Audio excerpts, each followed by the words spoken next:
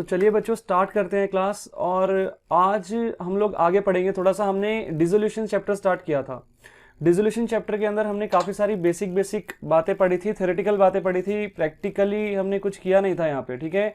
तो last class में जितनी भी चीज़ें हमने पढ़ी थी वो सारी थ्योरेटिकल चीज़ें थी, और मैं उम्मीद करता हूँ कि सबने अच्छे से उन चीज़ों को जो है रिवाइज भी किया होगा, बिकॉज उसमें से 1 मार्क्स के जो क्वेश्चंस हैं आपके काफ़ी सारे निकल करके आ जाते हैं, ठीक है। तो वहाँ से आपको अच्छे से वो सारी चीज़ें पढ़नी है। अगर किसी ने वो चीज़ें अच्छे से नहीं पढ़ी हैं तो भाई ध्यान से वीडियो को देखना, सारी चीज़ें अच्छे से समझना ज़रूर, ठीक है। अदरवाइज एग्जाम में प्रॉब्लम होगी, ठीक है। तो ये सारी की सारी चीज़ें मैं एक बार बता देता हूँ हमने क्या क्या पढ़ा था। सबसे पहले हमने meaning of dissolution of partnership firm पढ़ा था। हमने यहाँ पे पढ़ा था कि डिसोल्यूशन ऑफ पार्टनरशिप फर्म और डिसोल्यूशन ऑफ पार्टनरशिप ये दोनों अलग अलग चीजें होती हैं, ठीक है। मैंने डिटेल में डिस्कस किया था, तो मैं दोबारा से उस तरीके से डिस्कस नहीं करने वाला, ठीक है।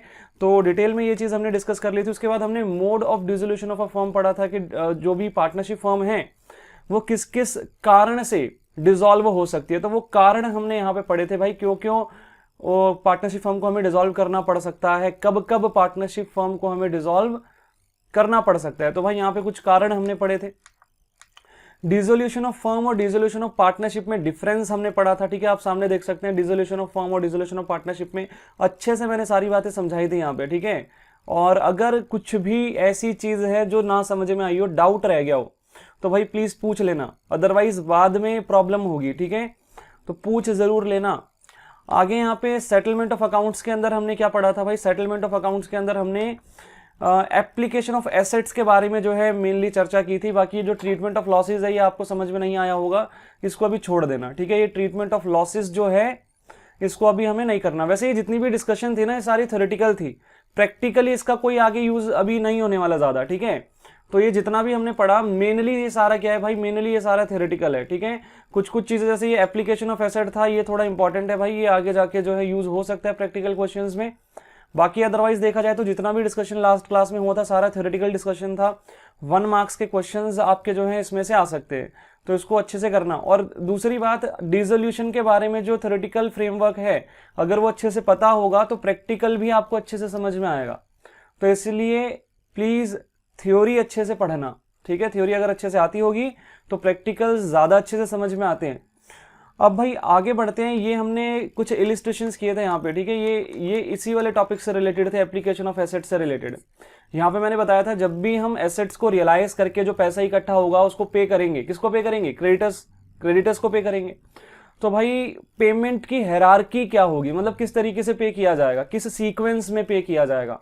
तो यहाँ पे हमने पढ़ा था सबसे पहले हम आउटसाइडर्स लायबिलिटीज पे करेंगे, फिर पार्टनर से अगर कोई लोन हमने एडवांस लिया है पार्टनर से, फर्म ने मतलब कोई लोन लिया हुआ है पार्टनर से, तो फर्म पार्टनर को वो लोन पे करेगी। फिर पार्टनर की जो कैपिटल का पैसा था वो उनको पे किया जाएगा, और लास्ट में जो बच जाएगा वो पार्टनर्स में डिस्ट्रीब्यूट कर दिया जाएगा उनकी प्रॉफिट शेयरिंग रेशो में, ठीक है। तो ये हायरार्की हमने पढ़ी थी, इस तरीके से सारा का सारा काम चलेगा। अब यहाँ पे ये कुछ इलिस्ट्रेशंस हमने किए थे ये भी, ठीक है। तो ये थ्योरेटिकली आपको काम में आएंगे। अब आज का डिस्कशन भाई यहाँ से स्टार्ट होगा, ठीक है। तो एक बार देख लेना, ये टॉपिक आपको बुक में मिल जाएगा। सेक्शन 49 यहाँ पे दिया गया है। हालांकि ये भी जो है ये थोड़ा प्रैक्टिकल ओरिएंटेड तो नहीं है आपके लिए, ठीक है, आपके लिए नहीं है, लेकिन फिर भी हम इसको पढ़ेंगे। थ्योरी में ये आ सकता है, ठीक है, थ्योरेटिकली आपसे पूछा जा सकता है ये। तो एक बार भाई पढ़ लेते हैं कि यहाँ पे बोला क्या गया है। यहाँ पे हमें कहा गया कि payment of firms debt and private debts, ठीक है। सेक्शन 49 यहाँ पे हमें दिया गया। आपको सेक्शन वगैरह कुछ याद करने की ज्यादा जरूरत नहीं है, आपको चीजों को समझना है, ठीक है। जितनी ज्यादा चीजें अच्छे से समझ में आएंगी उतना ज्यादा अच्छा होगा। अब यहाँ पे क्या क्या चीजें लिखी है भाई एक बार पढ़ लेते हैं। यहाँ पे लिखा है डेट का मतलब क्या होता है वैसे, डेट का मतलब उधारी, ठीक है, सिंपल। डेट माने उधार, ठीक है।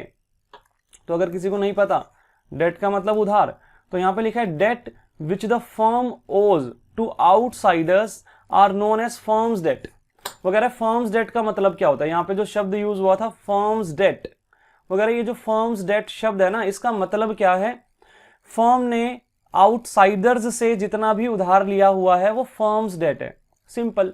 फर्म ने आउटसाइडर्स से जितना भी उधार लिया है वो फर्म्स डेट है, फर्म की उधारी है, सिंपल सी बात, ठीक है। आउटसाइडर से जितना भी उधार लिया है वो फर्म की उधारी है, फर्म्स डेट है।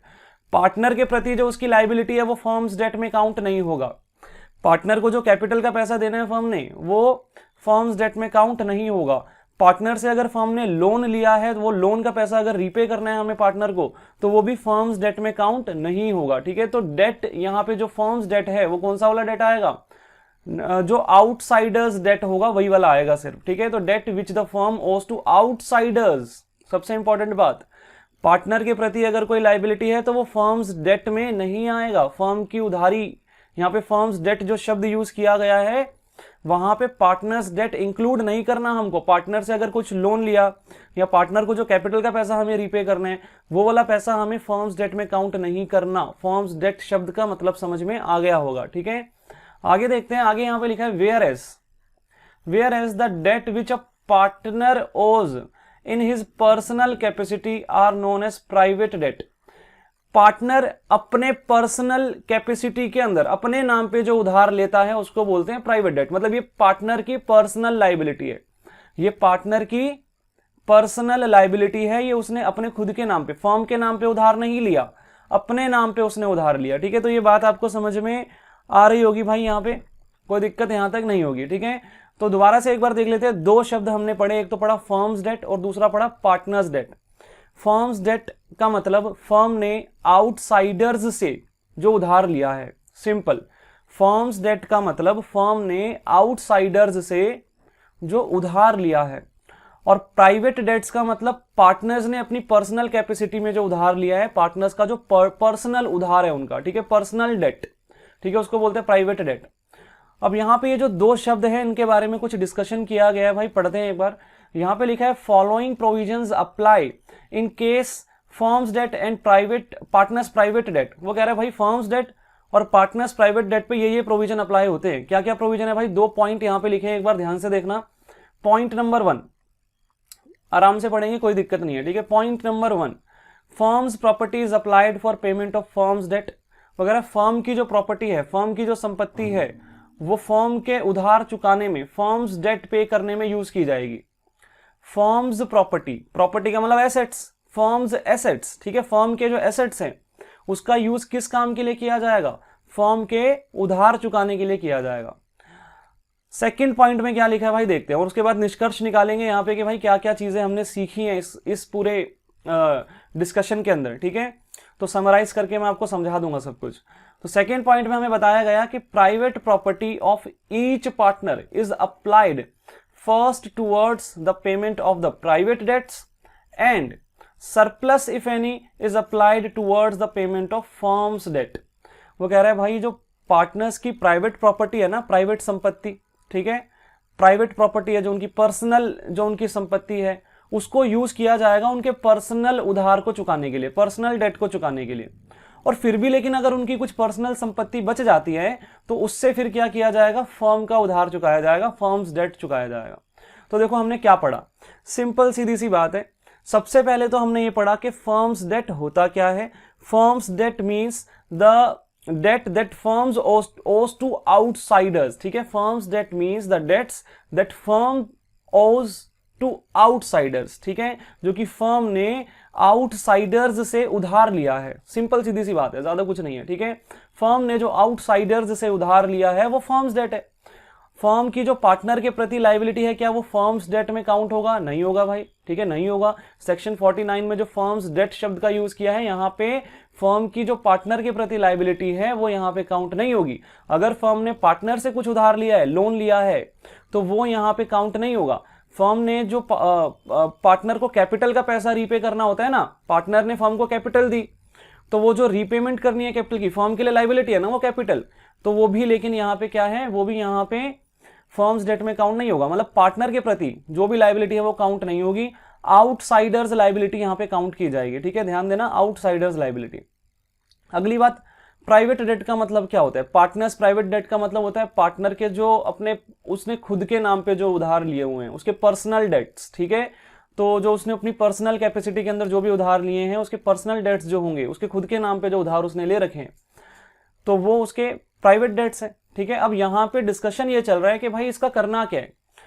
तो यहाँ पे वो बता रहे हैं हमको कि भाई जो फर्म्स प्रॉपर्टी है ना, जो फर्म की संपत्ति है, उसको फर्म के उधार चुकाने में यूज किया जाएगा।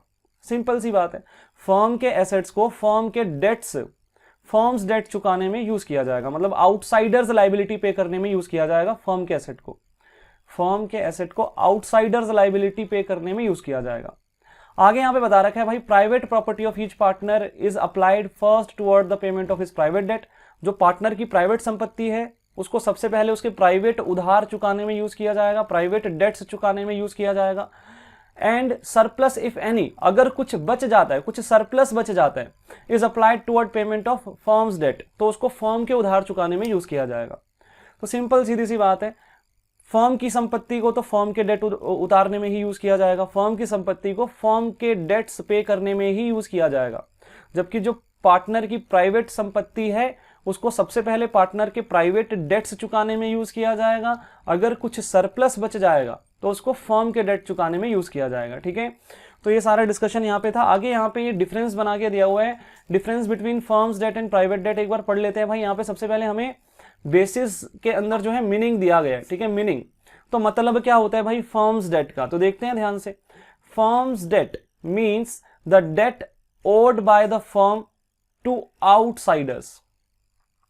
तो यही बात हमने ऊपर पढ़ी थी भाई, जो भी उधार फर्म ने आउटसाइडर्स से लिया है वो फर्म्स डेट में काउंट होगा। आगे है private debt. Private debt means the debt owed by a partner personally to any other person. ठीक है, पार्टनर ने जो अपने प्राइवेट उधार ले रखे हैं अपने, वो उसकी प्राइवेट डेट से सारे। अब आगे यहाँ पे हमने बेसिस में लाइबिलिटी का एक जो है कॉलम बना रखा है यहाँ पे। तो लाइबिलिटी में देखो भाई क्या है, लाइबिलिटी में यहाँ पे लिखा है all the partners are liable jointly and severally for the firms debt. वो कह रहे हैं भाई सारे के सारे पार्टनर्स जो है वो फर्म्स डेट के लिए लाइबल होते हैं। यहां पे concern partner is personally liable for his private debts. भाई एक पार्टनर का जो प्राइवेट उधार है वो खुद ही पे करेगा, कोई दूसरा पार्टनर थोड़ी ना पे कर देगा। तो जो कंसर्न्ड पार्टनर है, मतलब जिस पार्टनर ने उधार लिया है, सिर्फ वही उस उधार के लिए लाइबल होगा, कोई और पर्सन उसके लिए लाइबल नहीं होगा। आगे यहाँ पे है एप्लीकेशन ऑफ फर्म्स प्रॉपर्टी। तो ये भी हमने ऊपर पढ़ लिया था, firm's property is applied first for the payment of firms debt. वगैरह फर्म की जो संपत्ति है वो फर्म के उधार चुकाने में यूज की जाएगी।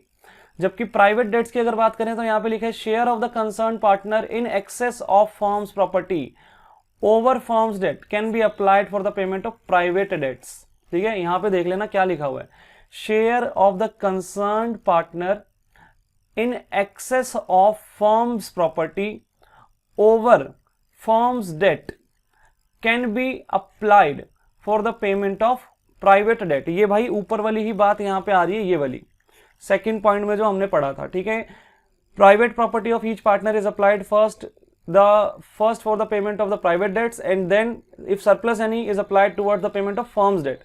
तो पार्टनर की जो प्राइवेट प्रॉपर्टी है वो उसके प्राइवेट डेट्स को चुकाने में पहले यूज की जाएगी, अगर कुछ सरप्लस बच जाता है तो फर्म के डेट उससे चुकाए जाएंगे। ठीक है, आगे देखते हैं भाई। आगे यहाँ पे लिखा है भाई application of private property. Application of private property, excess of partner's private property over his private debt can be applied for payment of firms debt. Excess of partner's private property over his private debt can be applied for the payment of firms debt. वगैरह partner की, ये दोबारा वही बात आ रही है। ठीक है, एक मिनट में ये वाला जो पॉइंट था ना, ये वाला, इसको मैं दोबारा भी डिस्कस करूंगा। ठीक है, इसमें कुछ एडिशनल बातें भी हैं अभी। ठीक है, बट ये वाला पॉइंट एकदम एग्जैक्टली वही लिखा हुआ है जो हमने ऊपर पढ़ा था, पॉइंट नंबर 2। ठीक है, वो कह रहा है भाई excess of partner's private property. वो कह रहा है पार्टनर की प्राइवेट संपत्ति में अगर कुछ एक्सेस बच जाता है, कुछ सरप्लस बच जाता है ओवर हिज प्राइवेट डेट, उसके प्राइवेट डेट पे करने के बाद अगर कुछ एक्सेस बच जाता है, can be applied for the payment of firms debt, तो उससे फर्म के डेट पे किए जाएंगे। ये तो एकदम सेम बात है, बट यहाँ पे थोड़ा सा चेंज है। ठीक है, यहाँ पे ना हल्का सा चेंज है, देखो।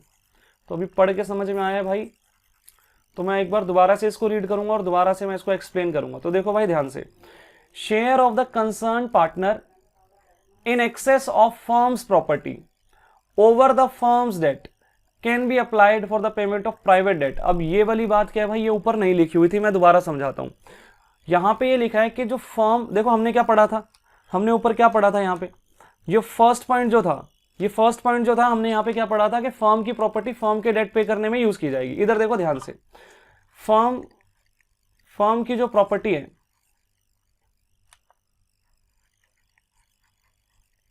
उसको यूज किया जाएगा फर्म के डेट पे करने के लिए, फर्म के डेट पे करने के लिए।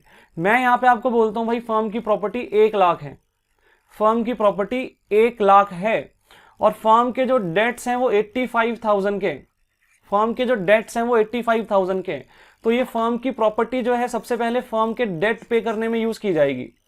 तो भाई डेट्स तो 85,000 है, तो फिर भी 15,000 रुपए की प्रॉपर्टी बच जाएगी कि नहीं बच जाएगी? एक्सेस प्रॉपर्टी है ना ये क्या है हमारे पास, एक मिनट, ये क्या है भाई हमारे पास, ये है एक्सेस प्रॉपर्टी, ये है एक्सेस प्रॉपर्टी, ये बच गई। ठीक है, दोबारा से देख लो, फर्म की प्रॉपर्टी में बोल रहा हूं 1 लाख की थी और फर्म के डेट थे 85,000, तो अगर फर्म अपने सारे डेट पे कर भी दे तो फर्म की प्रॉपर्टी कितनी बच जाएगी? 15,000 बच जाएगी। तो ये जो 15,000 बच गई, जो एक्सेस प्रॉपर्टी है, मतलब फर्म के डेट पे करने के बाद भी जो फर्म की प्रॉपर्टी बच गई है, इसको पार्टनर अपने पर्सनल डेट पे करने के लिए यूज कर सकता है, पर्सनल डेट के लिए यूज कर सकता है। यही बात यहां पे लिखी है, दोबारा पढ़ लेते हैं, देखो भाई ध्यान से। तो फर्म के सारे डेट्स पे करने के बाद भी अगर फर्म की संपत्ति बचती है तो वो पार्टनर अपने उसमें मतलब उसका पार्टनर का शेयर जो भी होगा, ठीक है, ये 15,000 फर्म की प्रॉपर्टी का बचा हुआ शेयर है ना, तो इसमें मान लो एबीसी 3 पार्टनर है और ए के कुछ पर्सनल डेट्स हैं, तो वो पे कर सकता है इसमें से, लेकिन उसके हिस्से का ही, ठीक है, मतलब मान लो इनकी रेशियो जो है वो इक्वल है, 1:1:1 है। तो 15,000 में ए का हिस्सा कितना होगा भाई? 15,000 में ए का हिस्सा होगा यहाँ पे 5,000। तो ए जो है 5,000 रुपए ये वाले यूज कर सकता है अपने प्राइवेट डेट पे करने के लिए, बी भी कर सकता है 5,000 अपने प्राइवेट डेट पे करने के लिए, सी भी कर सकता है, ठीक है। तो ये इनके हिस्से की प्रॉपर्टी हो जाएगी। तो यही लिखा हुआ देखो, share of the concern partner, देखो यहाँ पे ए का जो कंसर्न, ए क्या है कंसर्न पार्टनर, उसका शेयर कितना है? 5,000। तो share of the concern partner in excess of firm's property over firm's debt, in excess of the firm property over firm's debt. तो ये 15,000 क्या है? Excess of the property, excess of the firm property over firm's debt, firm के debt pay करने के बाद भी जो फर्म की प्रॉपर्टी बच गई है वो 15,000 हमें यहां पे दी गई है, ठीक है। तो इस 15,000 में कंसर्न पार्टनर का शेयर निकाला जाएगा, ऐसे 5,000, ठीक है, जैसे मैंने यहां पे निकाला। और वो कह रहा है can be applied for the payment of private debt, और इस पैसे को प्राइवेट डेट्स पे करने के लिए यूज किया जा सकता है, इस पैसे को प्राइवेट डेट्स पे करने के लिए यूज किया जा सकता है, ठीक है। तो एक बार दोबारा से समराइज कर देता हूं सारी बात को, तो देख लो भाई, जो फर्म की प्रॉपर्टी है उसको सबसे पहले फर्म के डेट पे करने के लिए यूज किया जाएगा, ध्यान से सुनना, जो फर्म की प्रॉपर्टी है उसको सबसे पहले फर्म के डेट पे करने के लिए यूज किया जाएगा।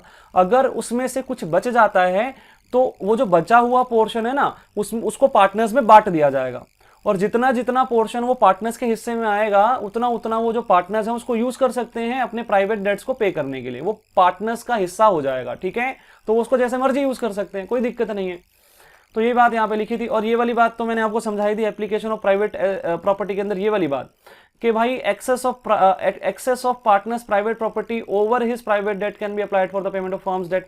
पार्टनर जो है अपनी प्राइवेट प्रॉपर्टी में से सबसे पहले अपने प्राइवेट उधार पे करेगा, अगर कुछ बच गया तो फिर फर्म के उधार उससे पे किए जाएंगे, ठीक है, ये बात यहाँ पे लिखी है। आगे देखो, आगे यहाँ पे क्या लिखा है, private property is applied first, private property is applied first for payment of private debt then towards firm's date.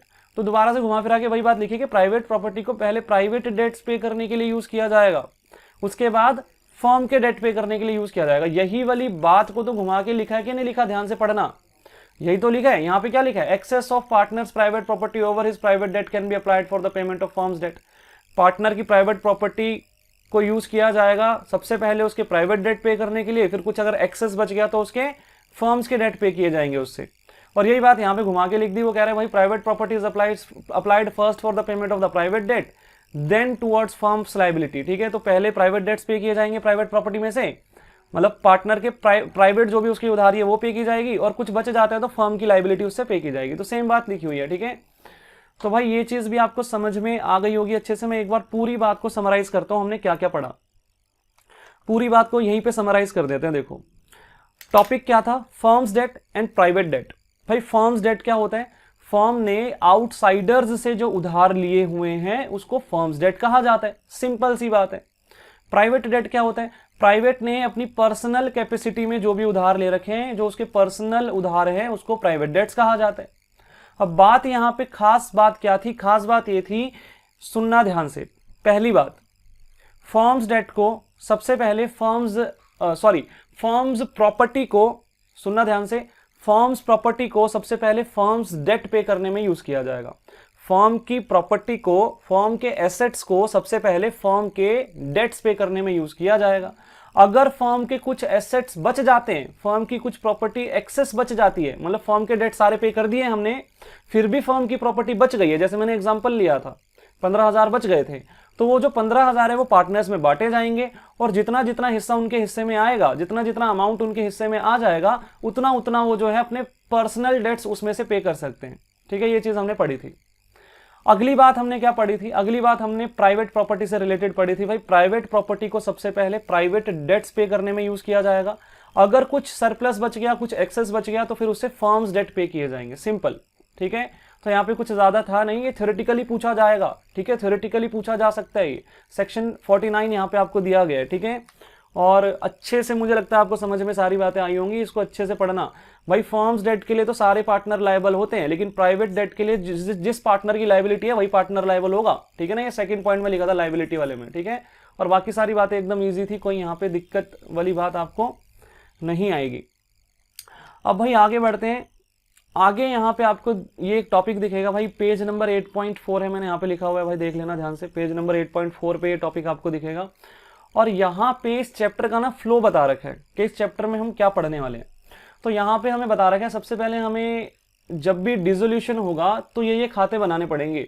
Realisation account बनाया जाएगा, loan by partner account, loan by firm to partner account, partners capital account, bank और cash account. ठीक है, ये कुछ खाते हैं जो यहाँ पे बनाए जाएंगे। तो एक बार इसको पूरा रीड करा देता हूं मैं। देखो भाई यहाँ पे क्या चीज है। We had earlier discussed that when a firm is dissolved assets are realised. वो कह रहे हैं भाई हमने पहले पढ़ा था कि, मतलब मैंने आपको लास्ट क्लास में पढ़ाया था कि जब फर्म डिसॉल्व होती है तो एसेट्स को बेचा जाता है और बेच के जो पैसा रियलाइज होता है उससे लाइबिलिटीज पे की जाती है। ठीक है ना, और बैलेंस अगर कुछ बच जाता है तो फिर वो पार्टनर्स में बांट दिया जाता है। लाइबिलिटीज पे करने के बाद भी अगर कुछ बच जाए तो पार्टनर्स में बांट दिया जाता है। तो ये सारी बात यहाँ पे लिखी है, यहाँ से लेके यहाँ तक यही बात लिखी हुई है। ठीक है, आगे क्या लिखा है? इन केस ऑफ डेफिशिएंसी, वो कह रहा है अगर कुछ ना बचे, कुछ कमी पड़ जाए तो फिर क्या होगा? Shortfall is made by the partners. तो वो जो कमी पड़ गई पैसों की, लाइबिलिटीज पे करने के लिए अगर पैसे कम पड़ गए फर्म के पास, तो वो कौन ला के देगा? पार्टनर्स ला के देंगे अपनी प्राइवेट संपत्ति में से। It means on dissolution the books of the firm will have to be closed. वो कह रहा है भाई डिसोल्यूशन होगा जब, तो बुक्स को क्लोज किया जाएगा। तो भाई ये तो हमें पहले से पता है, डिसोल्यूशन होगा तो बुक्स को क्लोज किया ही जाएगा। आगे लिखा है dissolution process starts bye preparing the following accounts in the books of the firm. वगैरह डिसोल्यूशन का प्रोसेस ये खाते बना के शुरू होता है।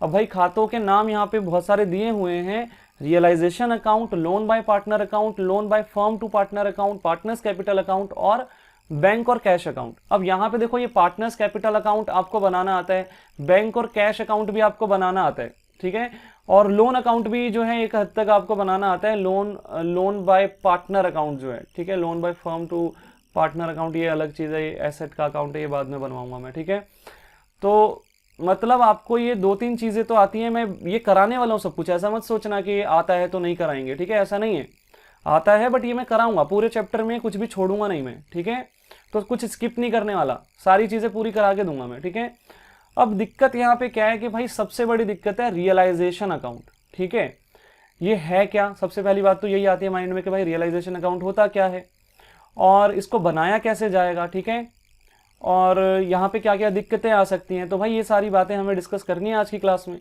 और रियलाइजेशन अकाउंट अगर बनाना आ गया तो इस चैप्टर में कुछ ज्यादा खास है नहीं। ठीक है, फिर ये बहुत आसान लगेगा आपको, बहुत ईजी है। तो अभी हम डिस्कस करेंगे आज की क्लास में, क्या डिस्कस करेंगे भाई? रियलाइजेशन अकाउंट कैसे बनाया जाता है। देखो यही हेडिंग आपको दिख रही है ना यहाँ पे, रियलाइजेशन अकाउंट। हालांकि यहाँ पे काफी सारी बातें लिखी है, मैं इसमें से कुछ ज्यादा रीड करने वाला हूं नहीं। ठीक है, इसमें से मैं कुछ ज्यादा रीड करने वाला नहीं हूं, बट शुरू की कुछ 1-2 लाइनें मैं रीड करूंगा यहाँ से, और बाकी सब जो है मैं आपको अलग से पढ़ाऊंगा, नोटिंग करा के दूंगा। ठीक है, तो आप देखते रहना साथ साथ। यहाँ पे क्या लिखा गया है कि भाई realisation account is prepared on dissolution of a firm. भाई ये तो हमने पहले भी पढ़ा था। ठीक है, ऊपर ही तो पढ़ा अभी कि जब भी फर्म डिसॉल्व होगी तो रियलाइजेशन अकाउंट बनाया जाएगा। आगे क्या है? The purpose. हाँ, ये सबसे इंपॉर्टेंट बात है, पर्पस, कि भाई क्यों बनाया जाता है। तो यही चीज यहाँ पे लिखी है, the purpose of preparing this account is to close the books of the accounts of the dissolved firm and to determine profit or loss on realization of assets and payment of liabilities. वो कह रहा है इस खाते को बनाने का purpose क्या है, फर्म की बुक्स ऑफ अकाउंट्स को क्लोज करना और एसेट्स को बेच के लाइबिलिटीज को पे करके अगर कुछ फायदा या नुकसान हो रहा है तो वो चीज भी यहाँ पे जो है हम लोग निकालेंगे। मतलब अल्टीमेटली यहाँ पे एसेट्स को रियलाइज करने के बाद लाइबिलिटी पे की जाएंगी, लाइबिलिटीज पे करने के बाद अगर कुछ बच जाता है तो वो प्रॉफिट होगा, अगर कुछ नहीं बचता, कुछ कम पड़ जाता है तो वो लॉस होगा और वो प्रॉफिट या लॉस पार्टनर्स में बांटा जाएगा। ठीक है, जैसे रीवैल्यूएशन अकाउंट में किया जाता था सेम। मतलब ये भी नॉमिनल नेचर का अकाउंट है। ठीक है, ये भी नॉमिनल नेचर का अकाउंट है।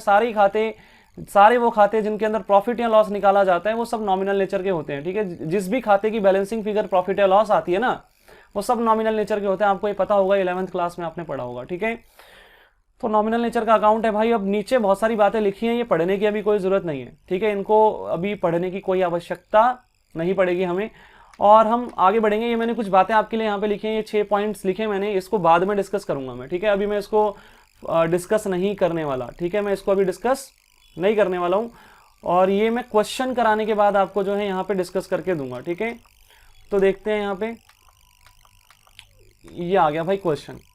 तो भाई इलिस्ट्रेशन नंबर 10, आज मैं कुछ क्वेश्चंस आपको डिस्कस कराने वाला हूँ यहाँ पे। सबसे पहले मैं रियलाइजेशन अकाउंट आपको बनाना सिखाऊंगा, देन कुछ क्वेश्चंस के अंदर हम partners capital account, bank account भी बनाएंगे। हो सकता है किसी क्वेश्चन में लोन अकाउंट भी आ जाए। तो भाई साथ साथ बने रहना, अच्छे से यहाँ पे जो है ध्यान देना, क्योंकि अब थोड़ा सा ये चैप्टर इंटरेस्टिंग होगा, क्योंकि प्रैक्टिकल ओरिएंटेड पढ़ाई होने वाली है। तो भाई देखते हैं यहाँ पे इलिस्ट्रेशन 10 में हमें क्या क्या दिया गया है। तो फोकस पूरा रखना, कहीं पे भी कोई दिक्कत नहीं आएगी। तो यहाँ पे सबसे पहले भाई हमें कहा गया कि Shanti and Satya were partners. Shanti और सत्या जो है ये पार्टनर्स हैं in a firm sharing profit in the ratio 4:1। Shanti और सत्या पार्टनर्स हैं, इनकी प्रॉफिट शेयरिंग रेशियो 4:1 है। इतना हमें बताया गया यहाँ पे। आगे लिखा गया कि on 31 March 2013 there balance sheet was as follows. वो कह रहे हैं 31 मार्च 2013 को इनकी जो बैलेंस शीट है वो हमें नीचे दी गई है। तो बैलेंस शीट में क्या क्या दिया गया है भाई, ध्यान से देखना। बैलेंस शीट में क्या क्या दिया गया, balance sheet of Shanti and Satya हमें दी गई है। 31 मार्च 2013 की बैलेंस शीट है ये। एसेट्स साइड में बैंक बैलेंस दिया गया, डेटर्स दिए गए, स्टॉक दिया गया, फर्नीचर दिया गया, मशीनरी दी गई, और शांति करंट अकाउंट का बैलेंस दिया गया। करंट अकाउंट का बैलेंस दिया गया, फोकस करना, करंट अकाउंट का बैलेंस दिया गया। अगली बात, लाइबिलिटीज साइड पे ध्यान देना। क्रेडिटर्स दिए गए, वर्कमैन कंपनसेशन फंड दिया गया, सत्याज करंट अकाउंट का बैलेंस दिया गया, और यहां पे जो है कैपिटल अकाउंट के बैलेंसेस भी दिए गए हैं। देखो कैपिटल अकाउंट के बैलेंसेस। बैलेंस शीट को पढ़ के इतना समझ में आ गया होगा कि यहाँ पे फिक्स्ड कैपिटल मेथड फॉलो हो रहा है, मतलब यहाँ पे करंट अकाउंट भी बनेगा। ठीक है, मतलब इतना माइंड में आ रहा होगा कि यहाँ पे करंट अकाउंट भी बनना चाहिए, करंट अकाउंट बनना चाहिए। ठीक है, अब नीचे यहाँ पे कुछ डिस्कशन किया हुआ है। यहाँ पे लिखा हुआ है on the above date the firm was dissolved. वो कह रहा है 31 मार्च 2013 को फर्म डिसॉल्व हो गई है। 31 मार्च 2013 को फर्म क्या हो गई है भाई, डिसॉल्व हो गई है। ठीक है, एक मिनट भाई पानी पी लेता थोड़ा सा।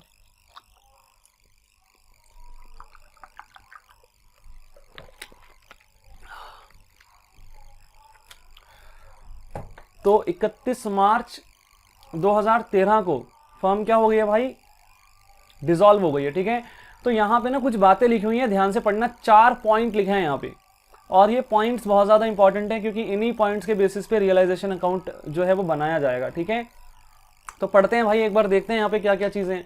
सबसे पहले हमें यहाँ पे दिया गया कि Shanti took over 40% of the stock at 10% less than its book value and the remaining stock was sold for 40,000। Furniture realised 80,000। ठीक है, मैं जस्ट रीड आउट कर रहा हूँ, मैं कुछ भी समझा नहीं रहा, तो प्लीज इस गलत फहमी में मत रहना कि मैं समझाना शुरू कर चुका हूँ। ठीक है, थोड़ा सा धैर्य बना के रखेंगे, आराम से, टाइम लगेगा। ठीक है, एकदम से समझ में नहीं आएगा, टाइम लगेगा। तो मैं सब कुछ एक्सप्लेन करूंगा अच्छे से, मैं just read out go through कर रहा हूं अभी। आगे यहाँ पे क्या कहा गया कि an unrecorded investment was sold for 20,000। एक अनरिकॉर्डेड इन्वेस्टमेंट थी, उसको 20,000 का बेचा गया। आगे है कि machinery was sold at a loss of 60,000, machinery को 60,000 के नुकसान पे बेचा गया। डेटर्स रियलाइज्ड 55,000, डेटर को बेच के 55,000 रियलाइज हुए हैं। आगे है there was an outstanding bill for repairs for which 19,000 was paid. वो कह रहा है भाई 19,000 का एक बिल था, आउटस्टैंडिंग बिल फॉर रिपेयर्स, और वो हमने पे कर दिया, ठीक है, वॉज पेड, ठीक है। There was an outstanding bill for repairs for which 19,000 was paid. और लास्ट में उसने बोला प्रिपेयर रियलाइजेशन अकाउंट, ठीक है, प्रिपेयर रियलाइजेशन अकाउंट। तो ये हमारा इस टाइप का कुछ क्वेश्चन था। यहाँ पे आपको सिर्फ और सिर्फ रियलाइजेशन अकाउंट बनाने के लिए कहा गया।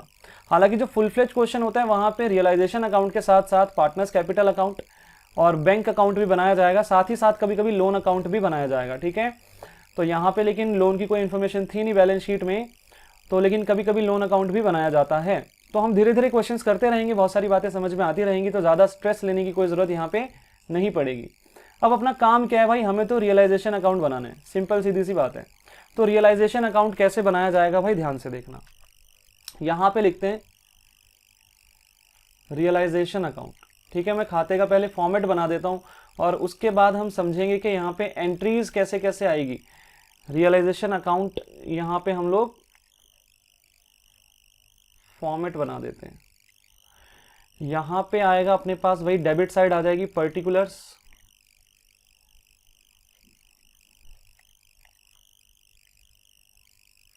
यहाँ पे अमाउंट,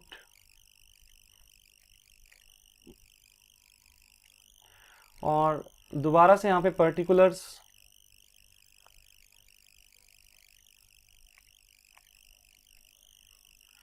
और फिर से यहाँ पे अमाउंट, ठीक है। तो इस तरीके से नॉर्मली मतलब जैसे हम रिवैल्यूएशन अकाउंट बनाते थे वैसा ही सेम फॉर्मेट है। एक डेबिट साइड है हमारे पास और एक क्रेडिट साइड है, ठीक है। तो सिमिलरली एकदम यहाँ पे हमने खाता बनाया, कोई दिक्कत वाली बात यहाँ पे नहीं है, ठीक है। तो आगे देखते हैं भाई, अब आगे और क्या क्या करना है हमको। अब यहाँ पे एंट्रीज कैसे डाली जाएंगी, सबसे इंपॉर्टेंट बात तो यह है कि भाई एंट्री कौन कौन से डाली जाएगी। तो सुनना भाई ध्यान से, स्टेप नंबर 1 मेरा क्या होगा, ध्यान से सुनना, मैं लिख नहीं रहा ये सब, ठीक है। ये सुनने वाली बातें, जो लिखने वाली बातें होंगी ना वो लिखवा के दूंगा, ठीक है। और मैंने कुछ बातें तो ऑलरेडी लिखी भी हुई हैं, ऊपर आपने 6 पॉइंट्स मैंने लिखे थे, आपने शायद यहाँ पे नोटिस किया होगा, ठीक है। ये कुछ मैंने बातें लिखी हुई हैं यहाँ पे, तो अभी उन बातों पे चर्चा नहीं कर रहा हूँ मैं। जो लिखवाने वाली बातें होंगी वो सारी लिखवा के दूंगा, अभी सुनने वाली बातें हैं, समझने वाली बातें हैं। रियलाइजेशन अकाउंट जो है, यहाँ पे सबसे पहला काम क्या करना है, स्टेप नंबर 1, स्टेप नंबर 1, जो बैलेंस शीट हमें क्वेश्चन में दी जाएगी उसमें जो एसेट्स होंगे और जो लाइबिलिटीज होंगी उनको मुझे क्रॉस ट्रांसफर करना है। क्या करना है, क्रॉस ट्रांसफर, क्रॉस ट्रांसफर करना है। बट क्रॉस ट्रांसफर करते समय कुछ कुछ बातों का ध्यान रखना है, कुछ कुछ बातों का ध्यान रखना है। किन किन बातों का ध्यान रखना है, तो सुनो भाई ध्यान से, ध्यान देना। जब मैं एसेट्स को क्रॉस ट्रांसफर करूंगा, ये सारे एसेट्स है देखो मेरे, क्रॉस ट्रांसफर करूंगा तो इधर आ जाएंगे ना क्रॉस, ठीक है, क्रॉस ट्रांसफर हो जाएंगे, ठीक है। तो डेबिट साइड पे आ जाएंगे, रियलाइजेशन अकाउंट में डेबिट साइड पे पोस्टिंग हो जाएगी इनकी।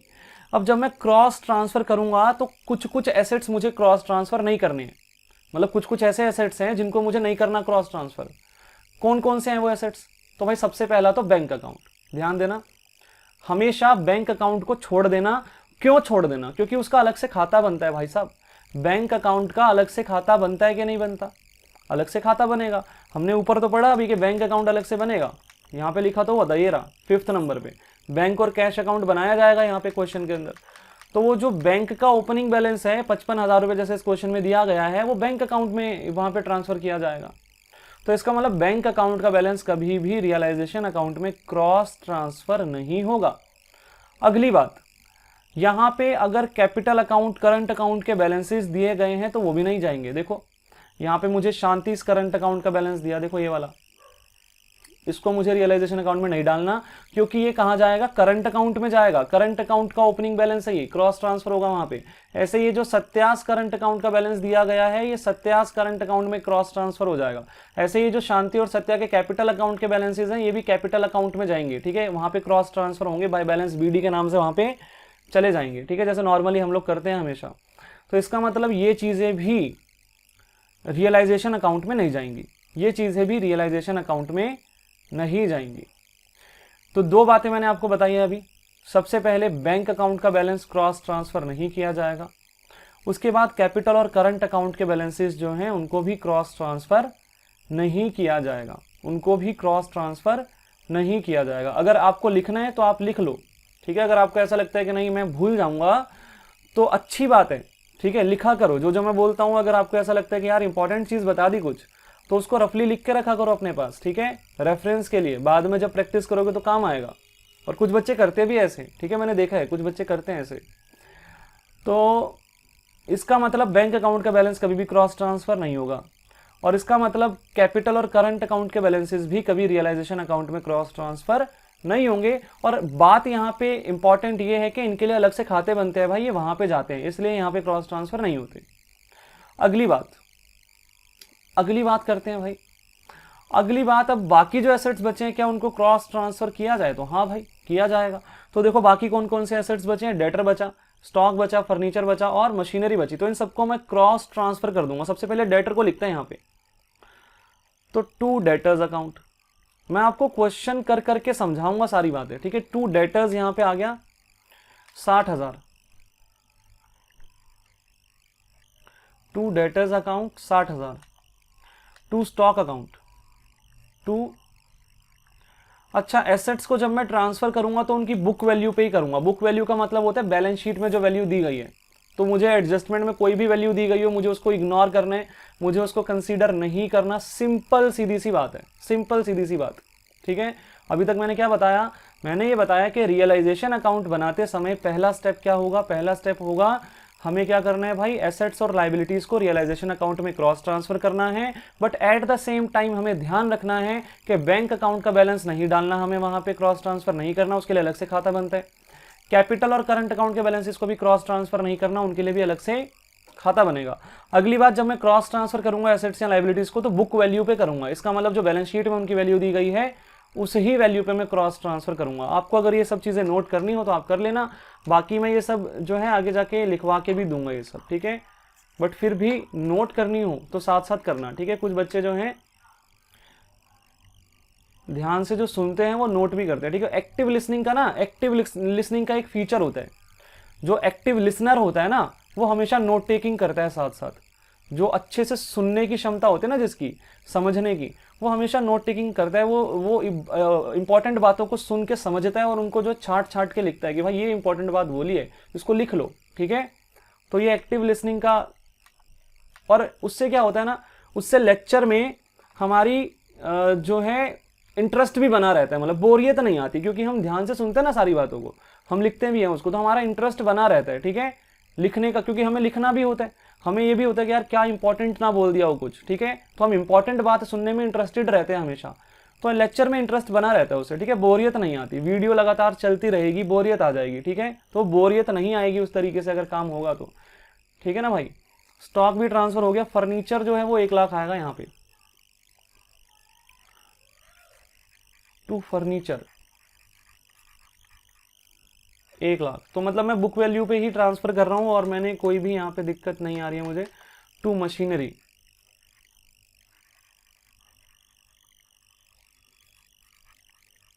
तो मशीनरी हमारे पास यहाँ पे दी गई थी, कितनी दी गई थी भाई, 1,30,000, ठीक है। बुक वैल्यू पे ये मैंने यहाँ पे लिख दिया, ठीक है। इतने ही एसेट्स थे, बाकी तो बैंक अकाउंट तो लिख नहीं सकते थे और शांति करंट अकाउंट भी नहीं लिख सकते, उसके लिए अलग से खाते बनते हैं भाई, नहीं लिख सकते। अगली बात, एसेट्स तो कर दिए क्रॉस ट्रांसफर, अब लाइबिलिटीज पे आते हैं। अब लाइबिलिटीज में भाई करंट अकाउंट और कैपिटल अकाउंट के बैलेंसेस तो कर नहीं सकते हम ट्रांसफर, तो क्या बचा, एक तो बचा क्रेडिटर्स और दूसरा बचा वर्कमैन कंपनसेशन फंड। सबसे पहले क्रेडिटर्स को लिखते हैं यहाँ पे, बाय क्रेडिटर्स, बाय क्रेडिटर्स कितना, 45,000, 45,000। वर्कमैन कंपनसेशन फंड की कोई भी एडजस्टमेंट नहीं है, ध्यान देना भाई। जो वर्कमैन कंपनसेशन रिजर्व हमें यहाँ पे दिया गया है ये क्या है, 40,000 रुपए का अमाउंट है, और इसकी कोई भी एडजस्टमेंट हमें नहीं दे रखी, सवाल के अंदर कोई भी एडजस्टमेंट हमें नहीं दे रखी। तो इसको क्या करना है, पार्टनर्स में बांटना है। भाई सुनना ध्यान से, reserves accumulated profit and losses को रियलाइजेशन अकाउंट में ट्रांसफर नहीं किया जाएगा। दोबारा सुन लो, reserves accumulated profit and losses fictitious assets, reserves accumulated profit and losses fictitious assets, इन सबको रियलाइजेशन अकाउंट में ट्रांसफर नहीं किया जाएगा, नहीं किया जाएगा। इसलिए वर्कमैन कंपनसेशन फंड को भी मैं रियलाइजेशन अकाउंट में ट्रांसफर नहीं कर रहा। हाँ लेकिन अगर यहाँ पे एडजस्टमेंट दी जाती ना, एडजस्टमेंट दी जाती ना वर्कमैन कंपनसेशन फंड की, फिर मुझे सोचना पड़ता जर्नल एंट्री क्या होगी और उस हिसाब से मैं पोस्टिंग करता, ठीक है। बट यहाँ पे कोई मुझे एडजस्टमेंट भी नहीं दी गई है, मतलब ये नॉर्मली मुझे एक रिजर्व दिया गया है, तो नॉर्मल रिजर्व को तो हमें ट्रांसफर करना ही नहीं होता, जब तक उसकी एडजस्टमेंट नहीं होगी मैं उसको एंट्री नहीं कर पाऊंगा और मुझे समझ में नहीं आएगा रियलाइजेशन अकाउंट में कुछ जाना चाहिए कि नहीं जाना चाहिए, ठीक है। तो नॉर्मली जो रिजर्व है वर्कमैन कंपनसेशन फंड 40,000 है, उसकी कोई लाइबिलिटी अगर नहीं हो रही है, देखो कहीं पे भी एडजस्टमेंट नहीं है लाइबिलिटी की वर्कमैन कंपनसेशन की, मतलब सारा पैसा बच गया। तो सारा पैसा बच गया रिजर्व का, तो कहां जाएगा, पार्टनर्स में बांट दिया जाएगा। तो वो तो पार्टनर्स कैपिटल या करंट अकाउंट का काम है, ठीक है, यहाँ पे तो हमें नहीं करना। तो वर्कमैन कंपनसेशन फंड का अमाउंट यहाँ पे नहीं आएगा। तो मैंने ये वाली चीज भी आपको समझा दी है भाई, reserves accumulated profit and losses fictitious assets वगैरह जो होंगे उनको भी हमें ट्रांसफर नहीं करना है रियलाइजेशन अकाउंट में। क्लियर है भाई, यहां तक कोई दिक्कत नहीं है। अब बढ़ते हैं भाई आगे। तो सारे के सारे एसेट्स और लाइबिलिटीज को उनकी बुक वैल्यू पे मैंने क्रॉस ट्रांसफर कर दिया, और जिन जिन चीजों को क्रॉस ट्रांसफर नहीं करना था वो भी मैंने आपको बता दिया। मैं दोबारा से एक बार बता देता हूं, बैंक अकाउंट को क्रॉस ट्रांसफर नहीं करना, कैपिटल और करंट अकाउंट के बैलेंसेस को क्रॉस ट्रांसफर नहीं करना। ये जो चीजें मैंने अभी आपको बताई हैं इनको क्रॉस ट्रांसफर इसलिए नहीं करना क्योंकि उनके लिए अलग से खाते बनते हैं। Reserves accumulated profit and losses और फिक्टिशियस एसेट्स जो होते हैं ये पार्टनर के कैपिटल और करंट अकाउंट में बांटे जाते हैं, इनको भी हमें ट्रांसफर नहीं करना। लेकिन हाँ, अगर वर्कमैन कंपनसेशन रिजर्व आपको दिया गया और उसकी लाइबिलिटी भी आपको दी गई है, तो उस केस में तो आपको जो है जर्नल एंट्री करनी पड़ेगी, ठीक है, अगर एडजस्टमेंट दी जाती मतलब, तो उसके हिसाब से सोचा जाता। बट अभी ऐसा कुछ था नहीं, तो रिजर्व नॉर्मली जब आपको दिया जाएगा तो सारा पैसा बच गया, पार्टनर में बांटा जाएगा, तो पार्टनर कैपिटल और करंट अकाउंट का पंगा है यहाँ पे, वो नहीं आएगा, ठीक है, सिंपल सी बात है। तो भाई ये बन गया हमारा, यहाँ पे इतना सा रियलाइजेशन अकाउंट बनाया, अभी कुछ किया नहीं है, ये स्टेप 1 था।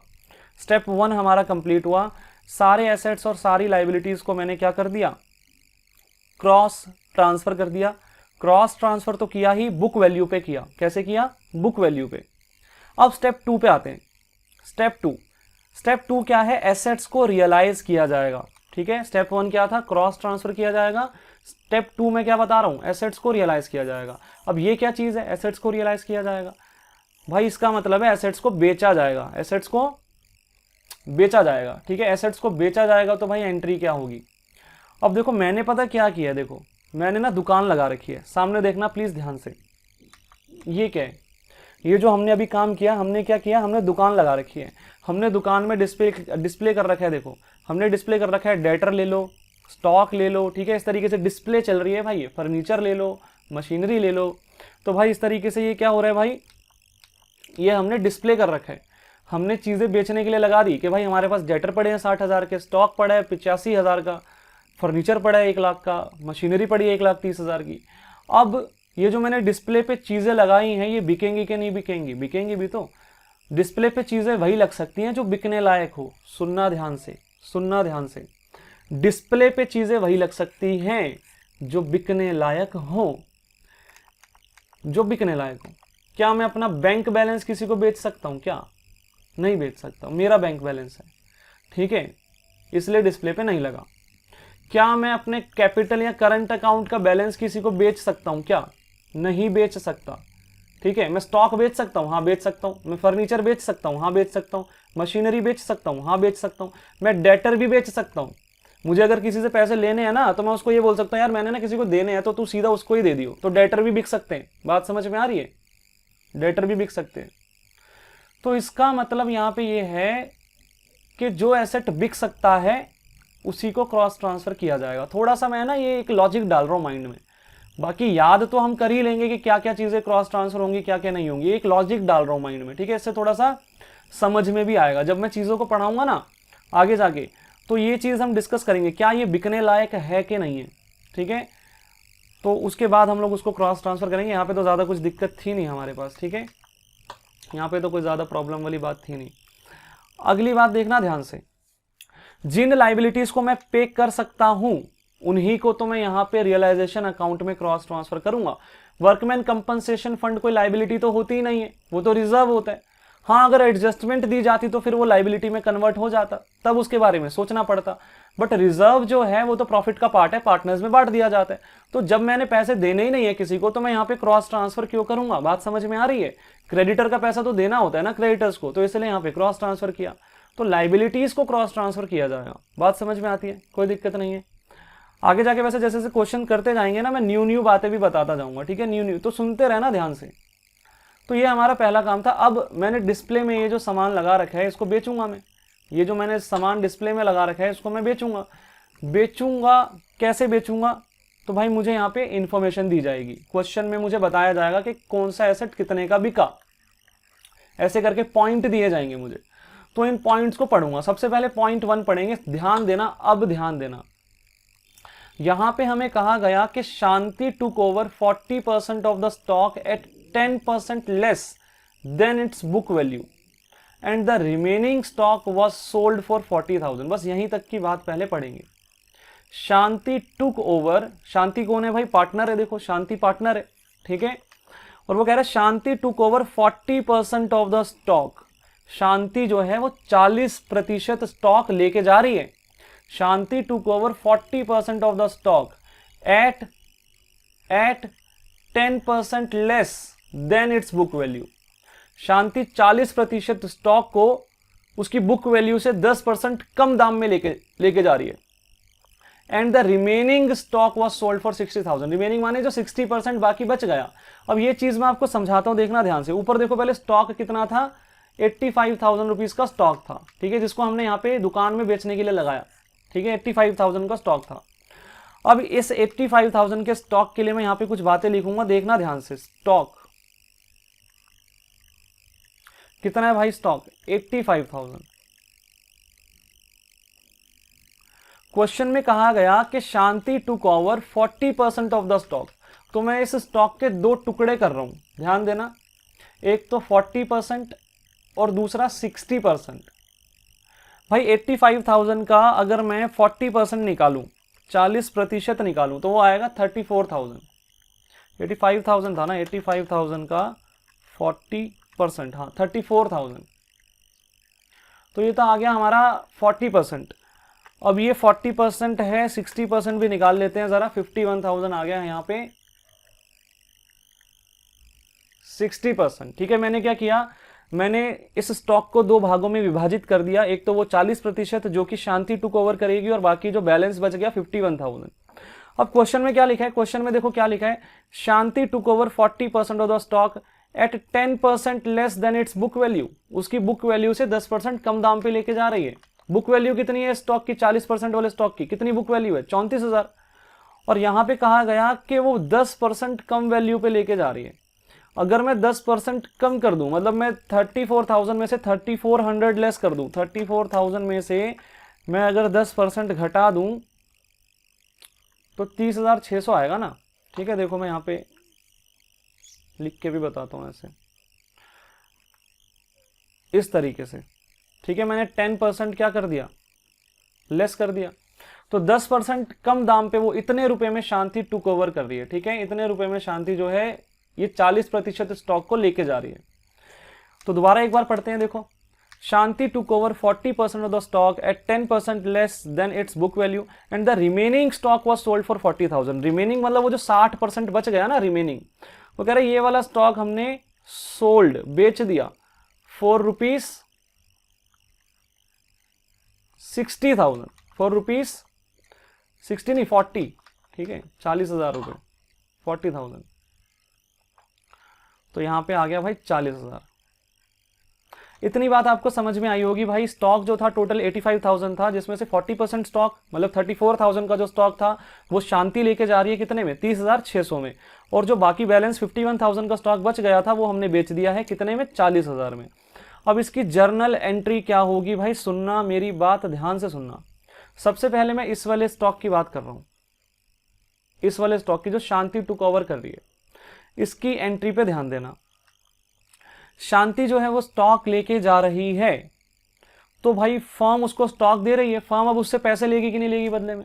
फर्म उसको अपना क्या बना लेगी? डेटर बना लेगी ना, डेटर बना लेगी।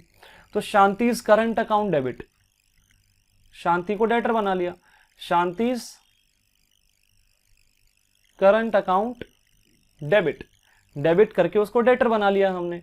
कितने रुपए के लिए डेटर बनाया जाए? भाई जितने में उसको स्टॉक दिया है 30,600 में, 30,600 में उसको स्टॉक दे दिया ना हमने, तो 30,600 में हमने उसको क्या बना लिया? अपना डेटर बना लिया। अगली बात, मेरा स्टॉक चला गया। अब नॉर्मली बच्चों के माइंड में एंट्री क्या आती है? भाई स्टॉक चला गया तो टू स्टॉक अकाउंट, और कोई दिक्कत नहीं है इसमें, अभी इसको ऐसे ही समझ रहे हैं। स्टॉक चला गया, कितने का था स्टॉक? 34,000 का। और भाई लॉस हो गया, लॉस हो गया, कितने का लॉस हो गया? 3400 का लॉस हो गया, ऐसे ही होगा ना, 3400 का लॉस हो गया। ये लॉस कहाँ जाना चाहिए? ये लॉस जाना चाहिए भाई यहां पे रियलाइजेशन अकाउंट में। बट भाई ये एंट्री गलत है। एंट्री गलत क्यों है?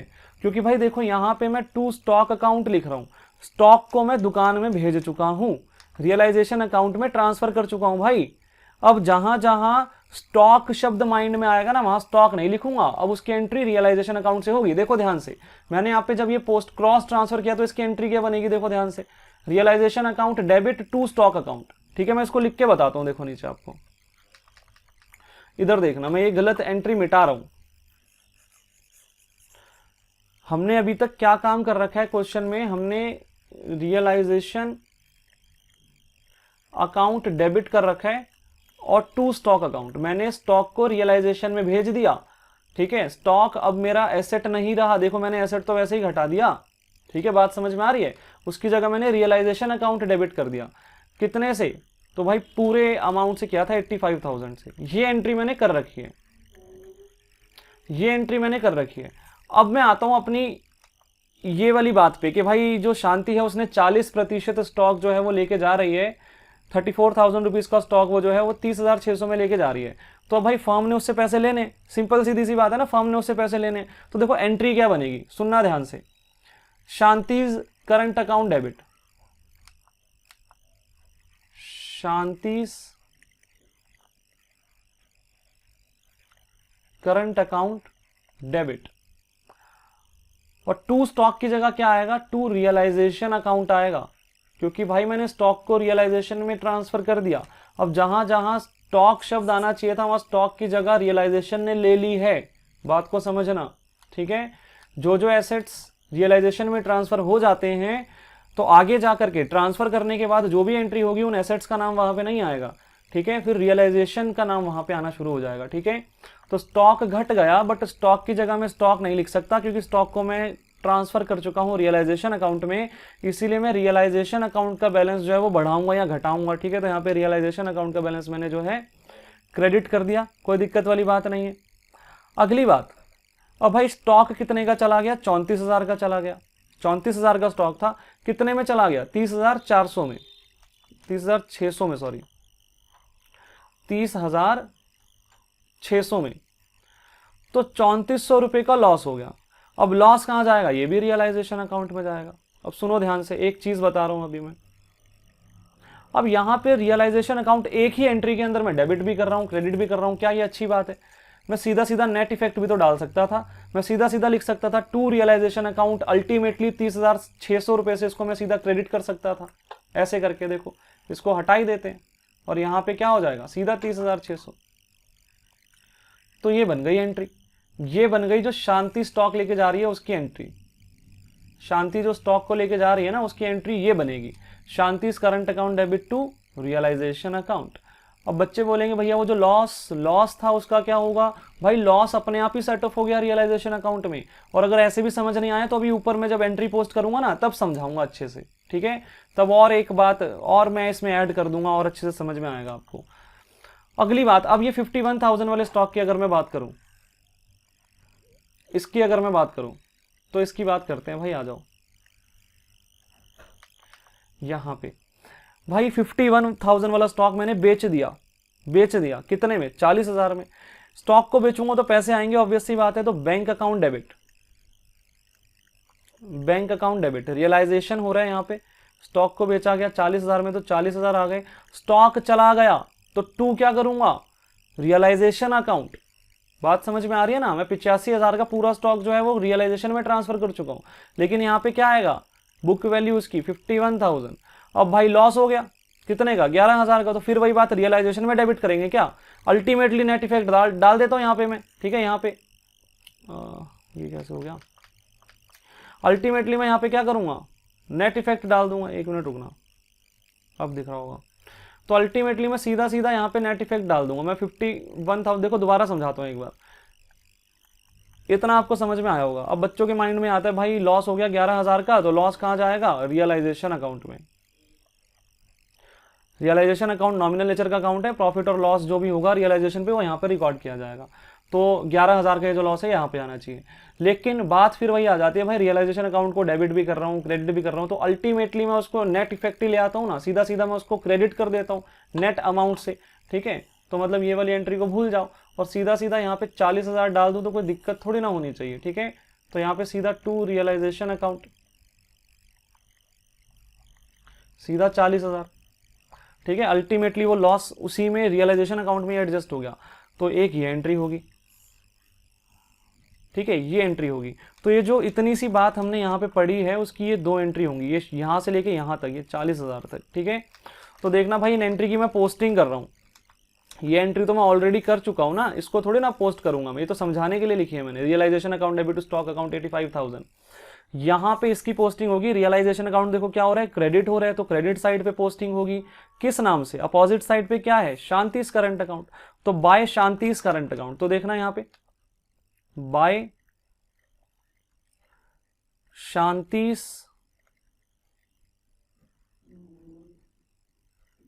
Current account. अमाउंट कितना आएगा भाई, देखो एंट्री में अमाउंट क्या था, एंट्री में अमाउंट था 30,600, जितने में शांति स्टॉक को लेके जा रही है, तो 30,600 आ गया यहाँ पे। अभी मैं और अच्छे से समझाऊंगा यहाँ पे, ठीक है, एक और बात मैं यहाँ पे ऐड करूंगा, अभी ज्यादा भावुक मत हो जाना, ठीक है। तो इसकी भी एंट्री करेंगे, देखो रियलाइजेशन अकाउंट क्रेडिट हो रहा है तो क्रेडिट साइड पे एंट्री होगी बाय बैंक अकाउंट, ठीक है। तो मैं अभी यहाँ पे ऐसे लिख रहा हूँ, देखो यहाँ पे ना थोड़ा लिखने का तरीका मेरा कैसा होगा, बाय बैंक अकाउंट को यहाँ पे थोड़ा सा नोटिस करना, मेरा लिखने का तरीका थोड़ा सा यहाँ पे अलग सा मैं कर रहा हूँ, क्यों कर रहा हूँ वो मैं अभी समझाऊंगा, ठीक है। मैं ऐसे लिख रहा हूँ बाय बैंक अकाउंट और यहाँ पे लिख रहा हूँ मैं स्टॉक, ठीक है। अमाउंट था कितना, 40,000 था, तो सीधा सीधा बाय बैंक अकाउंट नहीं लिखा, बाय बैंक अकाउंट लिख के उसका स्टॉक लिखा उसके अंदर और 40,000 ऐसे थोड़ा इनर कॉलम में लिखा है, पूरा आउटर कॉलम में नहीं लिखा मैंने।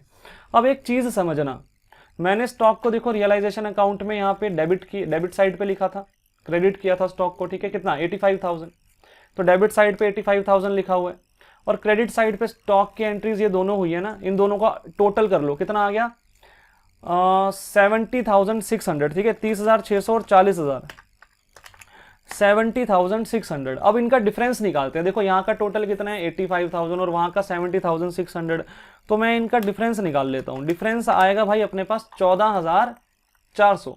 मुझे बताओ, देखो ये वाली साइड का अमाउंट ज्यादा है ना, 85,000 ज्यादा होता है और यहाँ का अमाउंट 70,400 आ रहा है टोटल, ये कम होता है हमारा अमाउंट, ठीक है, 70,600 सॉरी, ये कम होता है अमाउंट, ठीक है। अब बैलेंसिंग फिगर जो निकलेगी वो इधर की तरफ ही निकलेगी ना यहाँ पे, क्योंकि इधर का अमाउंट तो ज्यादा है, 85,000 तो अमाउंट हमारा ज्यादा होता है ना, तो इधर कितना बैलेंस बचेगा, 14,400, 14,400।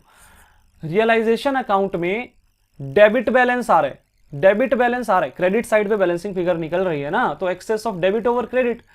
तो भाई 85,000 का स्टॉक था जो कि 70,600 ही रियलाइज करा पाया, तो मतलब 14,400 का लॉस हो गया, डेबिट बैलेंस ऑफ रियलाइजेशन। और देख लेना भाई 14,400 का ही लॉस हुआ था, अल्टीमेटली वो जब बैलेंसिंग फिगर निकलेगी ना एंड में, तो सारा लॉस वहां पे एडजस्ट हो जाएगा, सारे एसेट्स और सारी लायबिलिटीज का जितना भी लॉस होगा सब वहां पे एक ही एंट्री में, जो हम लास्ट में एंट्री करेंगे रियलाइजेशन अकाउंट में वहां पे एडजस्ट हो जाएगा। जैसे रिवैल्यूएशन अकाउंट में करते थे ना, प्रॉफिट या लॉस की एंट्री होती थी लास्ट में, बैलेंसिंग फिगर निकलता था, वैसे ही निकलेगा। बट मैं आपको समझा रहा हूं क्योंकि कुछ बच्चे क्या बोलेंगे कि भैया ये जो लॉस था वो क्यों नहीं रिकॉर्ड किया आपने अलग से, तो भाई वो वहीं पे एडजस्ट हो गया। यहाँ पे देखो कितने का लॉस हुआ था इस वाली एंट्री में, यहाँ पे हुआ था 3600 का लॉस, 3600 का ही था ना, 3600 का नहीं, 3400 का। यहाँ पे हुआ था 3400 का लॉस, और यहाँ पे कितने का लॉस हुआ था? 11,000 का लॉस हुआ था। टोटल कर रहे हो कितना आ रहा है भाई? 14,400 ही आ रहा है ना, कि नहीं आ रहा? 14,400 ही आ रहा है भाई। और यहाँ पे भी मैंने आपको बताया ना 14,400 का लॉस इस तरीके से अल्टीमेटली रिकॉर्ड हो जाएगा वो खाते में, रियलाइजेशन अकाउंट में। तो इसलिए उसको लॉस को जो है अलग से रिकॉर्ड नहीं करना। समझ में आपको आ गया होगा अब तो, कोई दिक्कत वाली बात मुझे नहीं लगता होगी इसमें, ठीक है। आगे देखते हैं। हाँ, यहाँ पे मैंने स्टॉक को थोड़ा अलग तरीके से लिखा है, बाय बैंक अकाउंट, फिर उसके नीचे स्टॉक लिखा अलग, वो मैं बताऊंगा मैंने क्यों लिखा, ठीक है, वो भी आपको समझ में आने लग जाएगा। आगे देखो भाई ध्यान से, दोबारा से मैं क्वेश्चन पे आ जाता हूं अपने। यहां पे मैंने ये वाली बात तो भाई कर ली, ये वाली बात तो मैंने कर ली, ठीक है, जो मैंने देखो यहाँ पे मार्क किया है, यहां से लेके यहां तक। अब ये फर्नीचर रियलाइज्ड 80,000 भी तो लिखा हुआ है ना, फर्नीचर बेच के 80,000 आ गए। भाई फर्नीचर कितने का था? देखो ध्यान से, फर्नीचर कितने का था? 1 लाख का। वो कह रहा है 80,000 में बिक गया। अब जर्नल एंट्री वैसे अगर सोची जाए तो देखो यहाँ पे क्या होगा, मैंने ना एक एंट्री पहले ही कर चुका हूं। मैं क्या एंट्री कर चुका हूं? मैं एंट्री कर चुका हूं realisation account debit to furniture account. एक minute, realisation account debit to furniture account, ये एंट्री मैं पहले ही कर चुका हूं। देखो मैं दिखाता भी हूं आपको, ये देखो, ठीक है, realisation account debit to furniture account 1 lakh रुपए। तो ये एंट्री तो मैं पहले ही कर चुका हूं ना यहाँ पे 1 लाख रुपए की। अब इसका मतलब फर्नीचर का नाम जब भी दिमाग में आएगा अगली एंट्री करते टाइम, तो फर्नीचर नहीं लिखूंगा, रियलाइजेशन लिखूंगा, ठीक है। अब यहाँ पे बोला है फर्नीचर बेच के 80,000 आ गए, तो अब इसकी एंट्री क्या बनेगी? सुनना ध्यान से, फर्नीचर रियलाइज्ड 80,000, तो बैंक अकाउंट डेबिट, पैसा आ गया, कितना आ गया पैसा? 80,000 आ गया, और फर्नीचर चला गया। फर्नीचर एसेट है, एसेट घटेगा तो एसेट का अकाउंट क्रेडिट। लेकिन मैं यहाँ पे क्या लिखूंगा? To realisation account. Realisation account कितने का फर्नीचर था? 1 लाख का। अब 20,000 का नुकसान हो गया, तो डेबिट करूंगा कौन से खाते में? रियलाइजेशन में। फिर बात वही आ जाती है दोबारा से, रियलाइजेशन को एक ही एंट्री में डेबिट क्रेडिट थोड़ा ना करूंगा, तो अल्टीमेटली क्या कर देता हूं, यहां पे अमाउंट नेट में लिख देता हूं मैं, कितना? 80,000। तो bank account debit to realisation account यहां पे हो गया। अब भाई रियलाइजेशन अकाउंट क्रेडिट हो रहा है ना, तो क्रेडिट साइड पे पोस्टिंग होगी बाय बैंक अकाउंट। अब यहां पे बाय बैंक अकाउंट में ऑलरेडी लिख तो चुका हूं ना, ऑलरेडी लिख तो चुका हूं ना, तो यहां पे मैं सीधा नीचे लिखूंगा यहां पे फर्नीचर।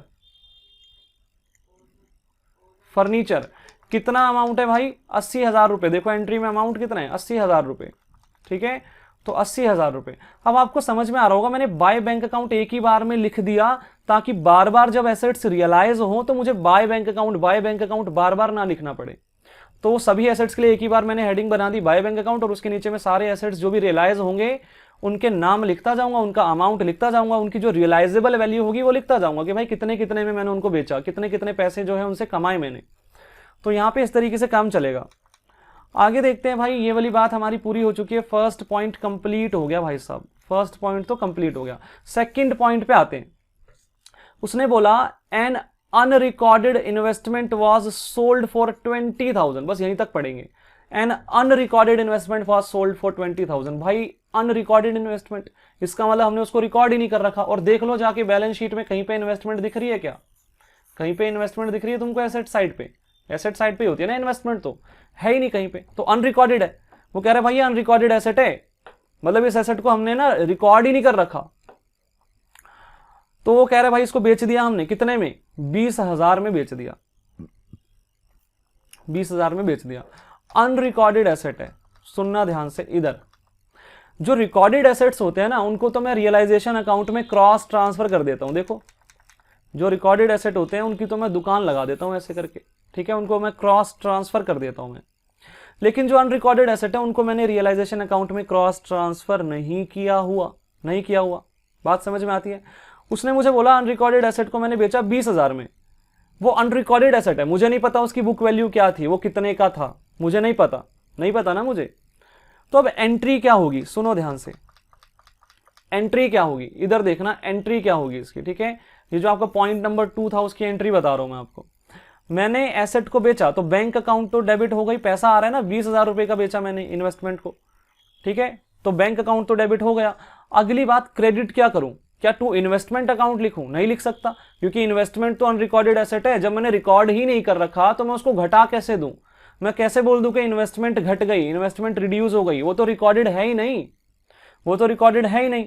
भाई ये तो हमारा क्या हो गया, ये तो हमारा प्रॉफिट हो गया। एक अनरिकॉर्डेड एसेट पड़ा हुआ था, मुझे पता ही नहीं था उस एसेट के बारे में, मैंने रिकॉर्ड भी नहीं किया था, मैं भूल गया था रिकॉर्ड करना उसको, और अचानक से मुझे याद आया कि यार ये भी एसेट मेरे पास पड़ा है, इसको बेच के भी मैं पैसा कमा सकता हूं, तो मैं उसको मैं क्या मानूंगा, अपना फायदा मान लूंगा। ठीक है, रिकॉर्ड भी नहीं कर रखा था उस एसेट को, अचानक से याद आ गया, भाई इन्वेस्टमेंट भी पड़ी हुई है 20,000 की, ठीक है 20,000 में बिक गई वो, तो वो जो पैसा आया वो प्रॉफिट माना जाएगा। तो प्रॉफिट माना जाएगा तो कौन से खाते में जाएगा, रियलाइजेशन अकाउंट। तो ये अनरिकॉर्डेड एसेट को रिकॉर्ड करने की, मतलब रियलाइज करने की एंट्री हो गई है। ठीक है, रियलाइजेशन अकाउंट क्रेडिट क्यों हुआ, क्योंकि प्रॉफिट हो गया।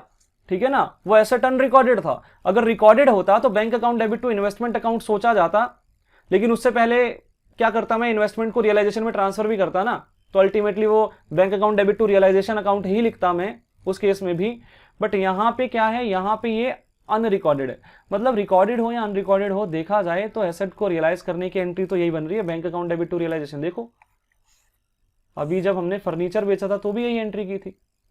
मतलब सिंपल सी बात है, एसेट चाहे रिकॉर्डेड हो चाहे अनरिकॉर्डेड हो, अगर उसको रियलाइज किया जा रहा है तो उसकी entry bank account debit to realisation account ही होगी, सिंपल। ठीक है ना, कोई दिक्कत वाली बात ही नहीं है। जितने में उसको बेचा जो उसकी रियलाइजेबल वैल्यू है उतना ही अमाउंट आएगा, कोई प्रॉफिट या लॉस के बारे में नहीं सोचना, क्योंकि प्रॉफिट या लॉस जो है वो अल्टीमेटली अपने आप एडजस्ट हो जाता है। तो यहां पे मैं क्या लिख दूंगा, इन्वेस्टमेंट,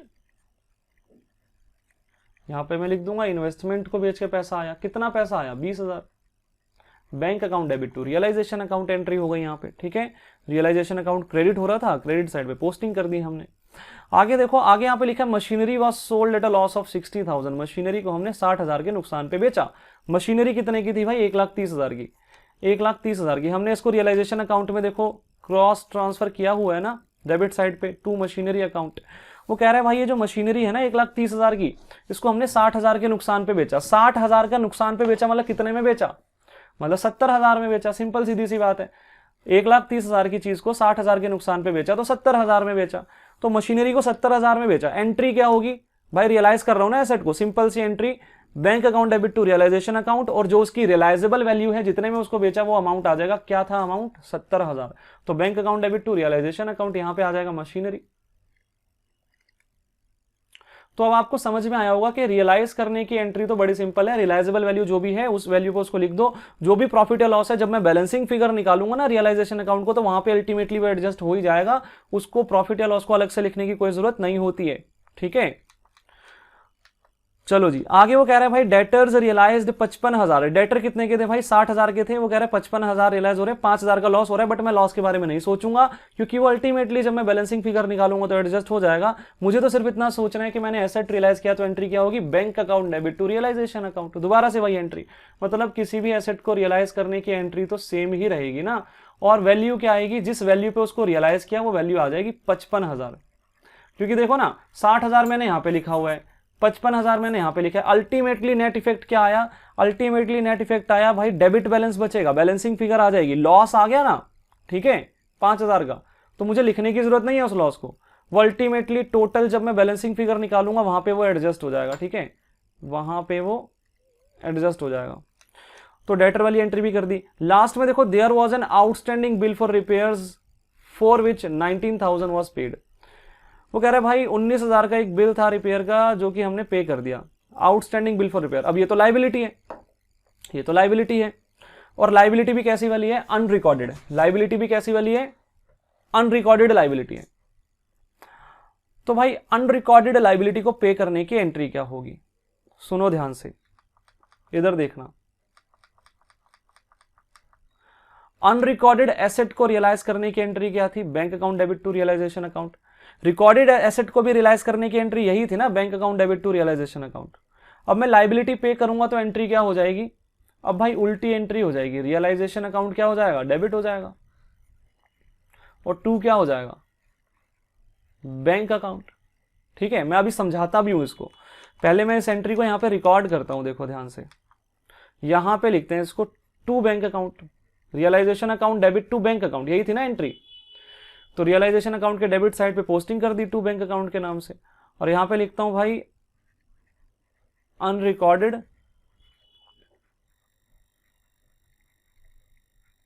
लाइबिलिटी कितनी थी भाई, अनरिकॉर्डेड लाइबिलिटी 19,000 की थी, तो यहाँ लिख दिया मैंने 19,000। ठीक है, अब सुनना ध्यान से, मैंने सारी चीज़ें कर दी हैं क्वेश्चन में, सारी चीज़ें कर दी हैं, जो जो चीज़ें उसने बोल रखी थी वो सारी चीज़ें मैंने कर दी हैं। मैं कुछ और बातें बताता हूँ, कुछ और बातें भी मैं आपको समझाता हूँ। यहाँ पे देखो, जितने एसेट्स मैंने बेचने के लिए लगाए थे, क्या वो सारे बिक गए हैं? डेटर बिका क्या? तो भाई डेटर देखो बिक गया। ठीक है, स्टॉक बिका क्या? हाँ, स्टॉक भी बिक गया। फर्नीचर बिका क्या? हाँ, फर्नीचर भी बिक गया।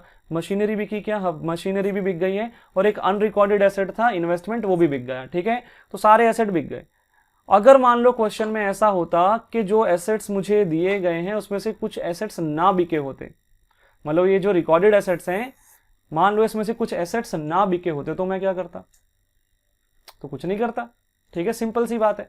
तो नहीं बिके होते तो मैं कुछ नहीं करता, उसको बेचने की एंट्री थोड़ी ना करता मैं।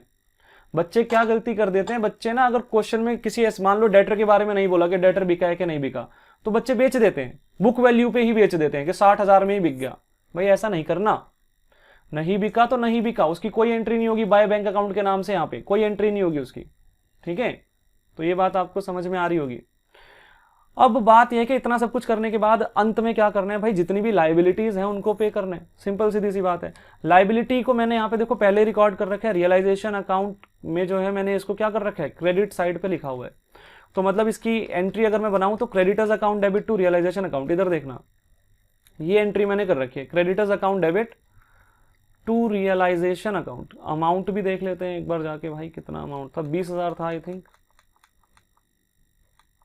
नहीं 45,000 है। ठीक है, 45,000। तो ये भाई इस तरीके से मैंने क्रेडिटर्स को यहाँ पे रिकॉर्ड किया हुआ है।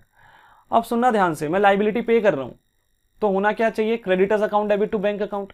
लेकिन क्योंकि मैंने क्रेडिटर्स को रियलाइजेशन अकाउंट में भेज दिया, तो अब जहां जहां क्रेडिटर आना चाहिए वहां क्रेडिटर की जगह रियलाइजेशन आएगा। It means creditors account debit होने की जगह रियलाइजेशन अकाउंट डेबिट होगा, और टू क्या हो जाएगा, बैंक अकाउंट। कितने में मैंने पे किया, कुछ क्वेश्चन में बता रखा है क्या मैंने कितना पे किया क्रेडिटर्स को? नहीं बता रखा, क्वेश्चन में नहीं बता रखा क्रेडिटर्स को कितना पे किया, तो पूरा ही पे कर दिया होगा, बुक वैल्यू पे कर दिया होगा, मतलब पूरा 45,000 दे दिया होगा। किसी भी लाइबिलिटी के बारे में अगर ना बता रखा हो कि भाई कितना पे किया, तो भाई जितनी उसकी बुक वैल्यू थी उतना पे कर ही दिया होगा। लेकिन किसी एसेट के बारे में अगर ना बता रखा हो कि भाई उसको रियलाइज किया है या नहीं किया, तो भाई नहीं किया रियलाइज, उसको रिकॉर्ड नहीं करना। ठीक है, लाइबिलिटी के बारे में बोला हो या ना बोला हो, पे करना ही करना है। तो realisation account debit to bank account, तो यहां पे लिख देते हैं टू बैंक अकाउंट के अंदर क्रेडिटर्स, बुक वैल्यू पे ही पे कर दिया। दोबारा से बता देता हूं, लाइबिलिटीज के लिए बोला गया हो या ना बोला गया हो, पे करना ही करना है।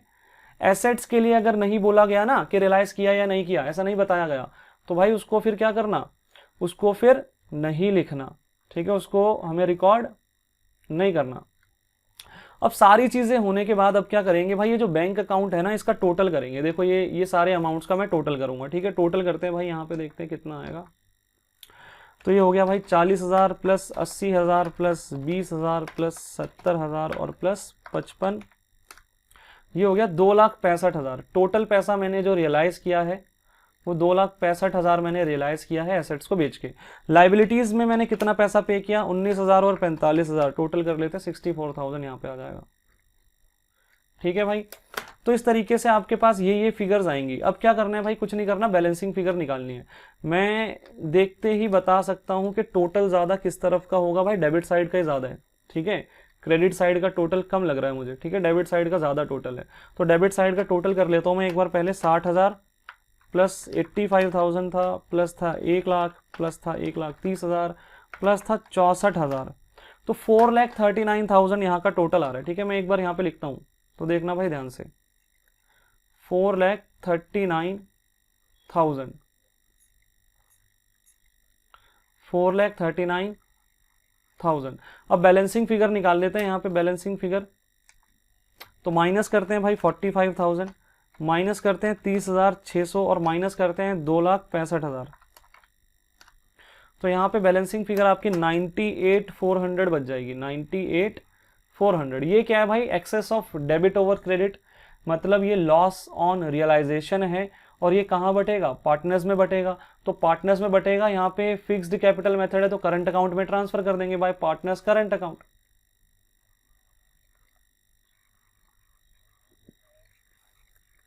तो बाय पार्टनर्स करंट अकाउंट बांट देते हैं उनकी प्रॉफिट शेयरिंग रेशो में। पार्टनर्स के नाम क्या क्या थे भाई, यहाँ पे शांति और सत्या, तो यहां लिखते हैं भाई शांति और यहां लिखते हैं सत्या। और किस रेशो में बांटेंगे, उनकी प्रॉफिट शेयरिंग रेशो में। प्रॉफिट शेयरिंग रेशो क्वेश्चन में 4:1 गिवन है हमको, ठीक है। तो 98,400 को मैं 4:1 में इंटू 4 डिवाइडेड बाई 5 अगर मैं करूं तो ये आएगा हमारे पास 78720, और बाकी का पैसा जो है वो चला जाएगा सारा का सारा 19,680 यहाँ पे आ गया, ठीक है। तो इस तरीके से भाई ये बन गया हमारा रियलाइजेशन अकाउंट। अगर आपको कुछ बातें समझ में इसमें नहीं आई है, दोबारा जाके देखो, रिवाइंड करो। मैंने बहुत ज़्यादा टाइम लगाया हर चीज़ को समझाने में, तो न्यू चीज़ है, समझने में टाइम लगेगा भी, लगना भी चाहिए।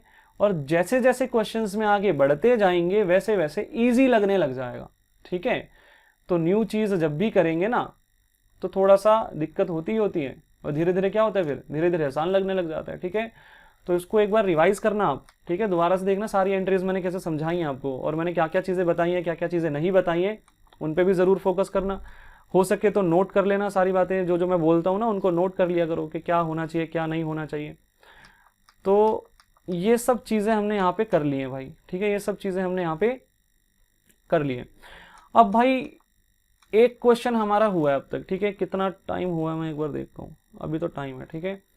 एक क्वेश्चन अभी हमारा हो गया है, और आज मैं आपको एक और क्वेश्चन भी करा के दूंगा, ठीक है। एक और क्वेश्चन हम लोग करेंगे यहाँ पे, और यहाँ पे ये जो क्वेश्चन है ये फुल फ्लेज क्वेश्चन कराऊंगा आपको, ठीक है। चलो, इलिस्ट्रेशन 10 करा चुका हूं मैं, और अब हम करेंगे इलिस्ट्रेशन 14, ठीक है। इलिस्ट्रेशन 14 निकाल लेना भाई अपनी किताबों में, इसमें बहुत सारी चीजें समझने के लिए, ठीक है, बहुत सारी चीजें। तो इलिस्ट्रेशन 14 निकाल लो, और 14th इलिस्ट्रेशन करने से पहले मैं आपको कुछ चीजें पढ़ा देता हूं। देखो, मैं आपको कुछ चीजें जो मैंने लिखी हुई हैं मैं वो आपको पढ़ा देता हूं, रीड करवा देता हूं मैं, ताकि कोई दिक्कत विक्कत ना आए। एक मिनट, ये रही भाई वो चीजें।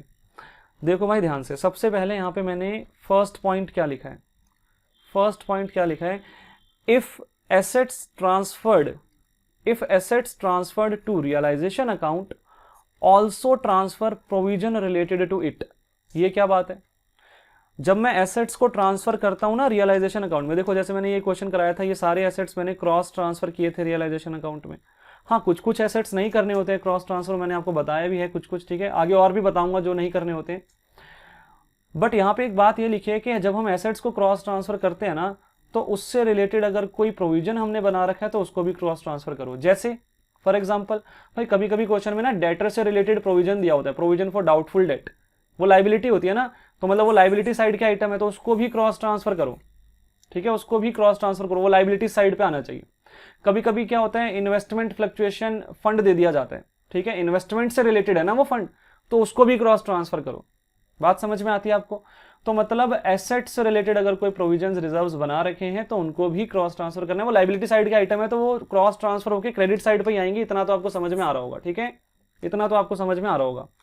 तो यही बात यहाँ पे लिखी हुई है, the assets transfer to realisation account, if assets transfer to realisation account also transfer the provisions और रिजर्व्स रिलेटेड टू इट, ठीक है, रिलेटेड टू देम। तो उनसे रिलेटेड जो भी प्रोविजन या रिजर्व्स है उनको भी क्रॉस ट्रांसफर करो ही करो, ठीक है ना भाई। अगली बात देखते हैं यहाँ पे, वैसे ये सब प्रैक्टिकली करेंगे तो ज्यादा डरने की जरूरत नहीं है, मैं सिर्फ रीड आउट करवा रहा हूँ, ठीक है। थोड़ा थोड़ा सा माइंड में अगर होगा तो अच्छा रहेगा।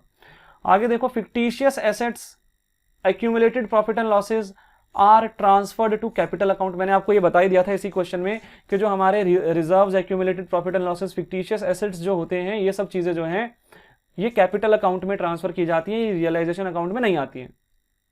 आगे है current account balances shall be transferred to capital account. ये क्या चीज है, जब क्वेश्चन फिक्स्ड कैपिटल मेथड का होगा तो ये बात अप्लाई होगी। तो करंट अकाउंट का बैलेंसिंग फिगर निकालो, उसको कैपिटल अकाउंट में ट्रांसफर करो, ऐसा कुछ बोला गया। अभी अगर full fledge question current account का आगे जाके कोई आएगा वैसे, ठीक है, डरो मत। तो ये चीज मैं आपको अप्लाई करके दिखाऊंगा वहां पे, ठीक है। करंट अकाउंट का बैलेंसेस निकालेंगे और कैपिटल अकाउंट में क्रॉस ट्रांसफर करेंगे उसको, ठीक है। तो ये मैं आपको करके दिखाऊंगा, डरने की कोई आवश्यकता इसमें नहीं है आपको, ठीक है। वो सारा का सारा काम मैं आपको करके दिखाऊंगा।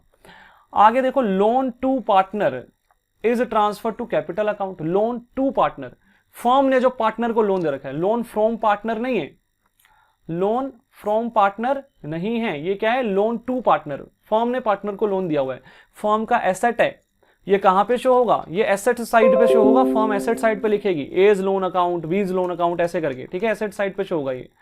तो वो कह रहा है इसको कैपिटल अकाउंट में क्रॉस ट्रांसफर करना है, लोन टू पार्टनर को, जो एसेट साइड पे पार्टनर का लोन दिया जाएगा उसको कैपिटल अकाउंट में ट्रांसफर करना है।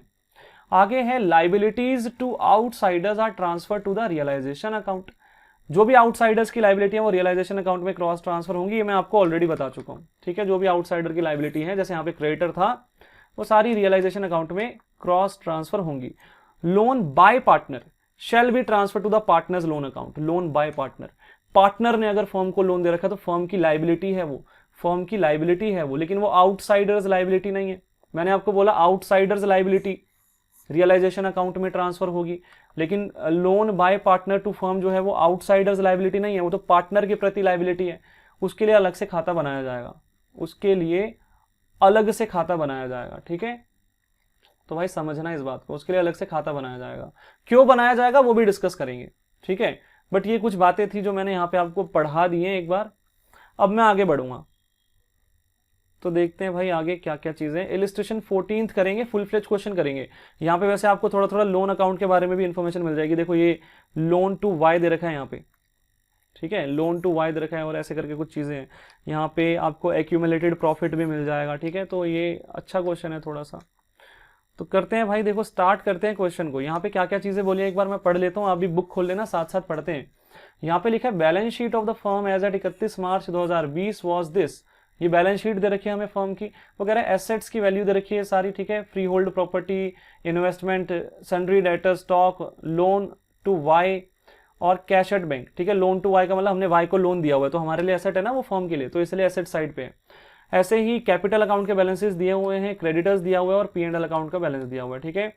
आगे वो कह रहे हैं भाई the firm was dissolved on 1 April 2020, X took over the investment at the value of 1,90,000, cash realised was free hold property 9 lakh, debtors 90,000, stock 1,40,000, creditors were paid at a discount of 5%, realization expenses were 20,000, prepare necessary ledger account to close the books, prepare necessary ledger accounts, necessary मतलब जो जो जरूरी है। तो अब देखते हैं भाई क्या क्या जरूरी है। सबसे पहले तो रियलाइजेशन अकाउंट तो बनाना ही पड़ेगा, ठीक है। जब भी डिसोल्यूशन होगा तो रियलाइजेशन अकाउंट बनाना पड़ेगा। यहाँ पे बोले द फर्म वाज डिसॉल्व्ड, तो फर्म डिसॉल्व हो रही है तो रियलाइजेशन अकाउंट तो बनाना ही पड़ेगा। तो स्टार्ट करते हैं भाई सॉल्यूशन। यहाँ पे लिखेंगे रियलाइजेशन अकाउंट। तो भाई ध्यान से देखना और धीरे धीरे आपको ये इजी लगना शुरू हो जाएगा। जब 2-4 क्वेश्चन हम कर लेंगे ना इसके, तो फिर आपको ये इतना मुश्किल नहीं लगेगा ये chapter. Particulars,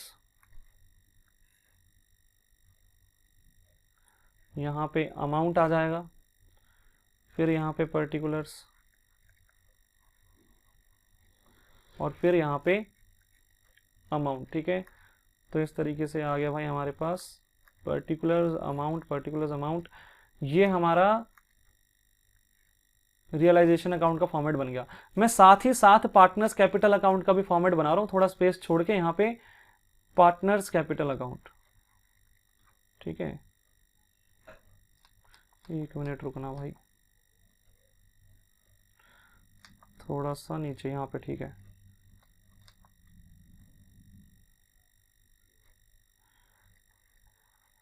partners capital account,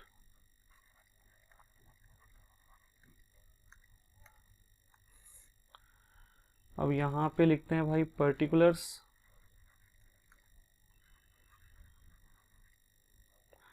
और पार्टनर के नाम क्या क्या है भाई देख लेते हैं एक बार, उनके कॉलम बना देंगे यहाँ पे XYZ, ठीक है, XYZ। तो कॉलम बनाते हैं यहाँ पे डेबिट साइड पे 3 कॉलम X, Y और Z, और फिर से पर्टिकुलर्स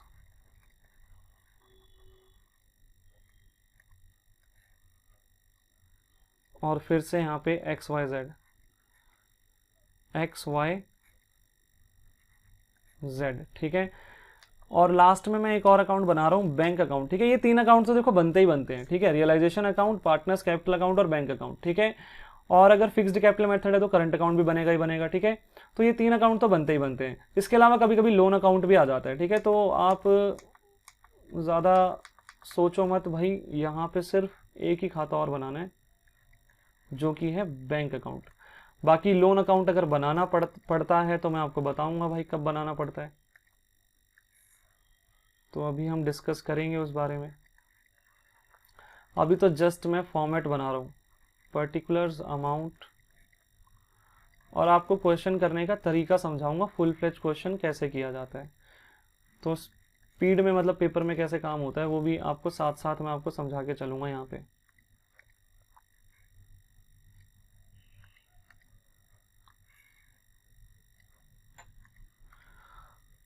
तो देखना भाई ध्यान से, एक मिनट, ये क्या हो गया, ठीक है भाई। चलो जी, तो मैंने बेसिकली 3 अकाउंट बना लिए हैं, realisation account, partners capital account और बैंक अकाउंट। ये 3 खाते जो हैं ये नॉर्मल हैं, डिसोल्यूशन के क्वेश्चन में 3 खाते तो बनेंगे ही बनेंगे। इसके अलावा अगर कुछ और खाते बनाने की मुझे ज़रूरत पड़ती है तो मैं बनाऊंगा, ठीक है, अभी के लिए नहीं है। अब क्या करना है भाई, पहला काम रियलाइजेशन अकाउंट बनाना है मुझे, और रियलाइजेशन अकाउंट बनाने के लिए मैं सबसे पहले एसेट साइड पे आ जाता हूँ। एसेट साइड पे आके मैं जो एसेट्स जो बिकने लायक हैं उन सबको मैं क्रॉस ट्रांसफर करता हूँ। फ्री होल्ड प्रॉपर्टी बिकने लायक एसेट है तो भाई क्रॉस ट्रांसफर करते हैं to free hold property. Book value पे ही क्रॉस ट्रांसफर करना है, तो बुक वैल्यू मतलब जो बैलेंस शीट में दे रखी है 8 लाख रुपए, तो वही वैल्यू आएगी, ज्यादा दिक्कत वाली बात नहीं है यहाँ पे। उसके बाद है इन्वेस्टमेंट, हाँ भाई बिक सकती है तो टू इन्वेस्टमेंट,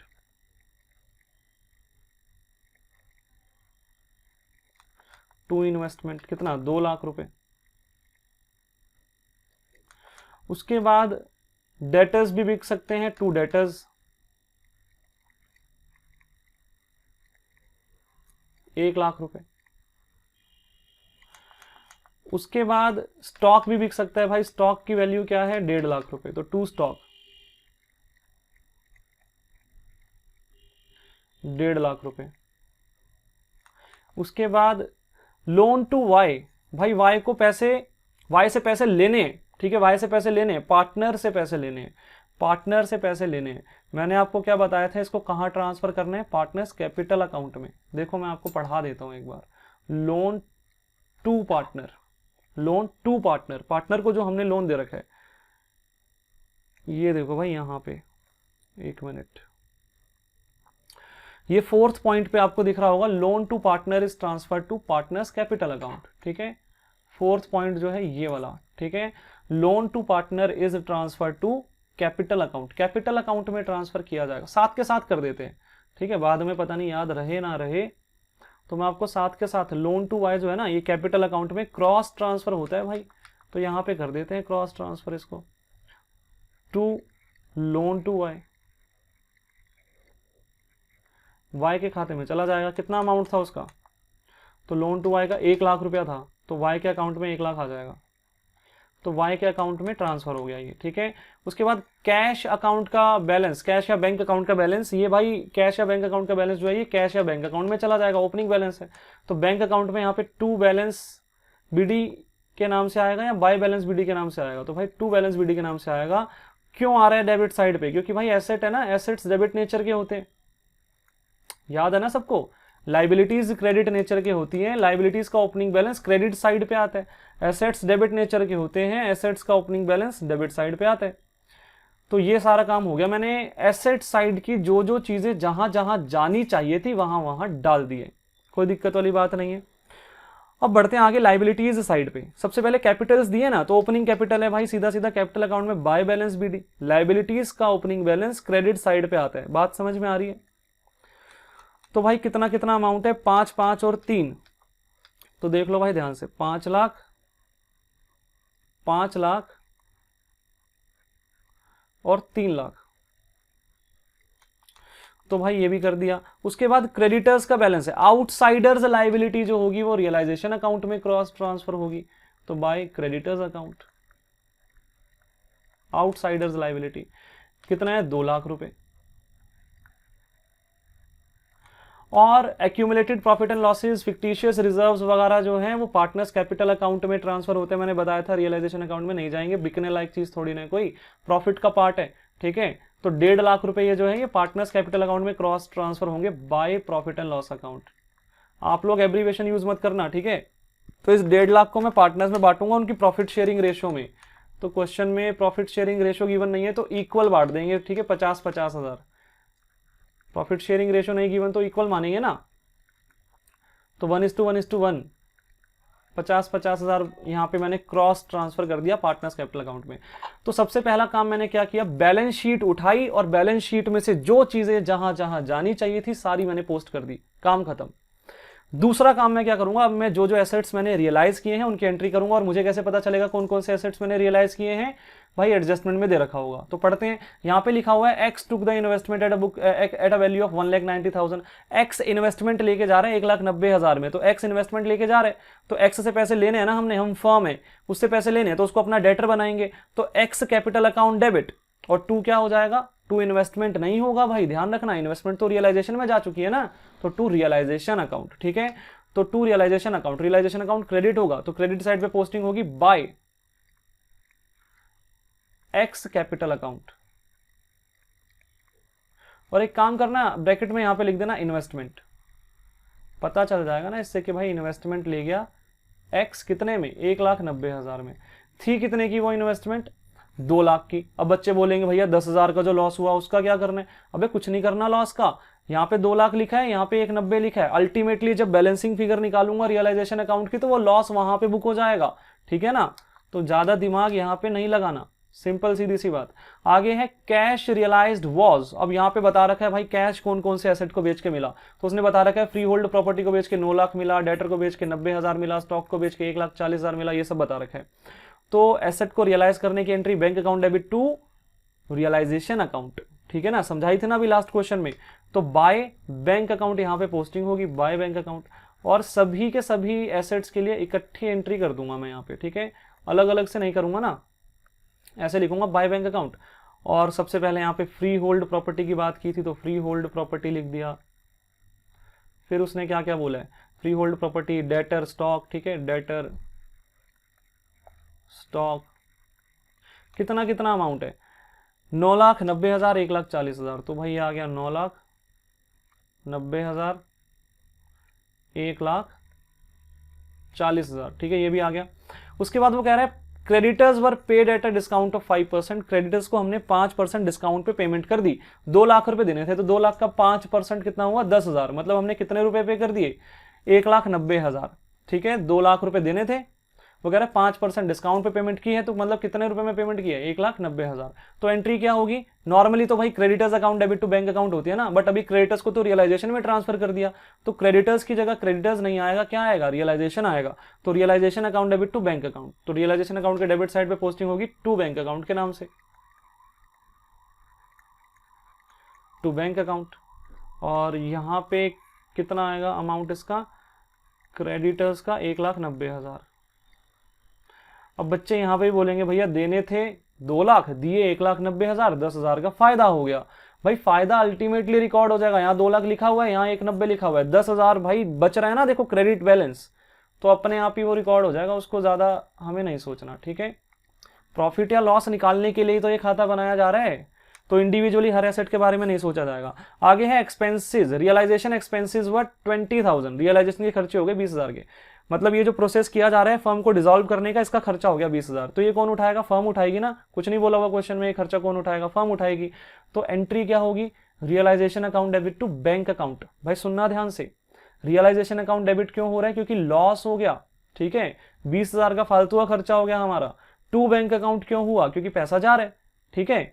रियलाइजेशन अकाउंट दोबारा से बता रहा हूं क्यों डेबिट हो गया, भाई फालतू का खर्चा हो गया ना, रियलाइजेशन का 20,000 का एक्सपेंस हो गया, तो रियलाइजेशन अकाउंट डेबिट इसलिए हुआ क्योंकि ये हमारा लॉस हुआ, ठीक है, लॉस हुआ एक तरीके से ये हमें, और टू बैंक अकाउंट, ठीक है। तो डेबिट साइड पे पोस्टिंग होगी टू बैंक अकाउंट, तो टू बैंक अकाउंट में मैं यहां पे लिख देता हूं रियलाइजेशन एक्सपेंसेस 20,000, तो यहां पे लिखते हैं भाई रियलाइजेशन एक्सपेंसेस 20,000। ठीक है, क्वेश्चन में जितनी भी एडजस्टमेंट्स दी गई थी मैं सारी की सारी एडजस्टमेंट्स जो हैं वो भी कर चुका हूं। अब कुछ बचा तो है नहीं, तो ये जो बैंक अकाउंट के टोटल्स हैं इनको यहाँ पे लिखते हैं भाई। सबसे पहले तो ये 2,10,000 आ गया, और यहाँ का भी टोटल कर लेते हैं भाई 9 लाख प्लस 90,000 और प्लस 1,40,000, तो ये 11,30,000 आ गया, 11,30,000। अब क्या करना है भाई, बैलेंसिंग फिगर निकालनी है, और ज्यादा बैलेंस मुझे लगता है डेबिट साइड का ही है। ठीक है, तो टोटल कर लेते हैं भाई। डेबिट साइड का आ रहा है 8 lakh plus 2 lakh plus 1 lakh plus 1,50,000 और प्लस 2,10,000, तो ये आपका 14,60,000 बनेगा। तो यहां पे मैं लिखता हूं 14,60,000, 14,60,000। और बैलेंसिंग फिगर निकाल लेते हैं, जो कि excess of debit over credit हमारा यहाँ पे बचना चाहिए। 11,30,000 भी माइनस कर दिया मैंने, 1,90,000 भी माइनस कर दिया, और मैंने 2 लाख भी माइनस कर दिया। तो नहीं, इधर का टोटल ज़्यादा है। कितना है भाई इधर का, 11,30,000 प्लस 1,90,000 और प्लस कितना है 2 लाख, तो भाई इधर का 15,20,000 आ रहा है टोटल। ठीक है, तो ज़्यादा वाला मतलब इधर का ही है, क्रेडिट साइड का टोटल ज़्यादा है, प्रॉफिट हुआ हमको। 15,20,000 लिख देते हैं यहाँ पे। 1 मिनट रुकना जरा, इधर का टोटल भी तो देख लूँगा कितना था। 14,60,000 था ना। ठीक है, तो यहाँ पे 15,20,000, 15,20,000 में से 14,60,000 माइनस करना। 14,60,000 माइनस करेंगे तो यह आएगा 60,000। 60,000 का हमें प्रॉफिट ऑन रियलाइजेशन हो गया। ठीक है, प्रॉफिट ऑन रियलाइजेशन हो गया। ये कहां बटेगा, पार्टनर्स में, तो to partners capital account,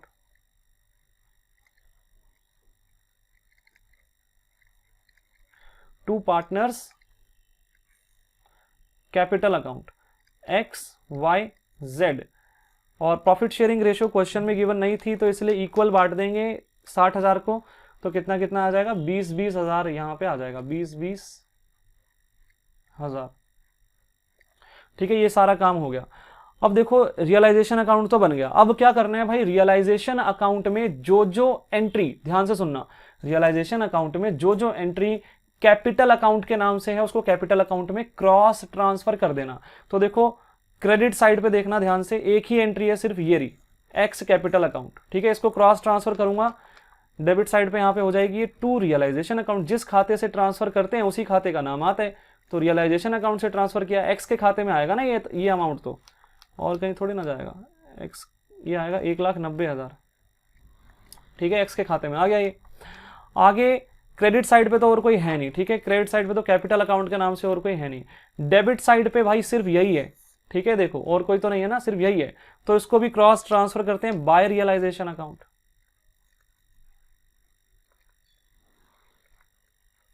by realisation account सारे पार्टनर्स में 20,000 आ जाएगा।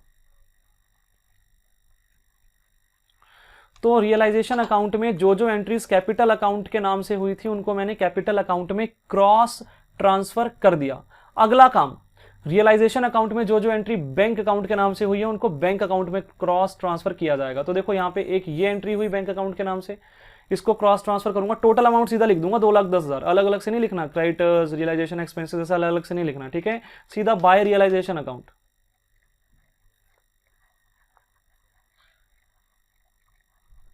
कितना, 2,10,000।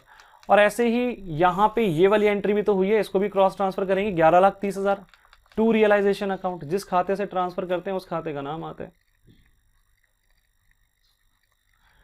11,30,000। ठीक है, यही था ना 11,30,000। ठीक है, तो इसको भी हमने क्रॉस ट्रांसफर कर दिया। ठीक है भाई, तो भाई इतना काम हो गया। अब देखना ध्यान से, अब इतना करने के बाद अब क्या करना है दोबारा बताता हूं। देखो फ्लो क्या चल रहा है हमारा। सबसे पहले मैंने पूरा कंप्लीट किया रियलाइजेशन अकाउंट, फिर जो जो एंट्री कैपिटल अकाउंट से रिलेटेड थी उसको कैपिटल अकाउंट में क्रॉस ट्रांसफर किया, जो जो एंट्री बैंक अकाउंट से रिलेटेड थी उसको बैंक अकाउंट में क्रॉस ट्रांसफर किया। अब मैं क्या करूंगा, अब मैं पहले कैपिटल अकाउंट को क्लोज करूंगा। कैसे करूंगा क्लोज, तो भाई देखो ध्यान से, मैं यहाँ पे बैलेंसिंग फिगर निकालूंगा। तो भाई यहाँ पे इसको मैं क्लोज कर दूंगा, यहाँ पे निकालेंगे बैलेंसिंग फिगर।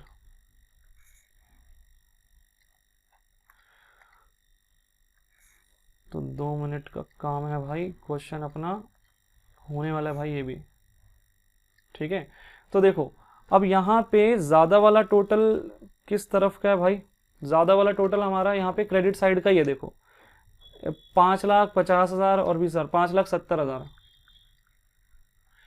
तो 1,90,000 अगर मैं माइनस करूँ, 5,70,000 माइनस 1,90,000, तो 3,80,000 का यहाँ पे बैलेंस बचा एक्स का, ठीक है। ऐसे यहाँ पे भी 5,70,000 और अच्छा यहाँ पे भी 5,70 आना था, यहाँ पे भी 5,70 आएगा और 1,00,000 अगर माइनस करें तो 4,70,000 का यहाँ पे बैलेंस बचा और यहाँ पे 3,70,000 और डेबिट साइड में कुछ नहीं है तो 3,70,000 ही बैलेंस बचेगा। अब ये जो बैलेंसिंग फिगर्स निकली हैं हमारी, ये क्या है, excess of credit over debit, मतलब इतने पैसे फर्म ने पार्टनर को देने हैं, फर्म ने पार्टनर को इतने इतने पैसे देने हैं। एक्स को 3,80,000 देने हैं, वाई को 4,70,000 पे करने हैं और जेड को 3,70,000 पे करने हैं। इतना इतना पैसा हमने पार्टनर्स को देना है। अब फर्म तो बंद हो रही है ना, तो पार्टनर्स को बिना पैसा दिए बंद हो जाएगी क्या? नहीं होगी ना, पहले पार्टनर को पैसा दिया जाएगा ना। तो एंट्री क्या होगी, partners capital account debit to bank account, simple. Partners capital account debit, partner के प्रति हमारी लायबिलिटी खत्म कर दी, रिड्यूस कर दी, डेबिट कर दिया उनको, और टू बैंक अकाउंट पैसा चला गया। ये हमारी बैलेंसिंग फिगर इस तरीके से निकली। एंट्री भी सोचा करो, जर्नल एंट्री भी सोचा करो। और ये जो बैंक अकाउंट के नाम से अब हमारी एंट्री आ रही है, इसको बैंक अकाउंट में क्रॉस ट्रांसफर करेंगे बाय पार्टनर्स कैपिटल अकाउंट। तो देखो भाई ध्यान से, बाय पार्टनर्स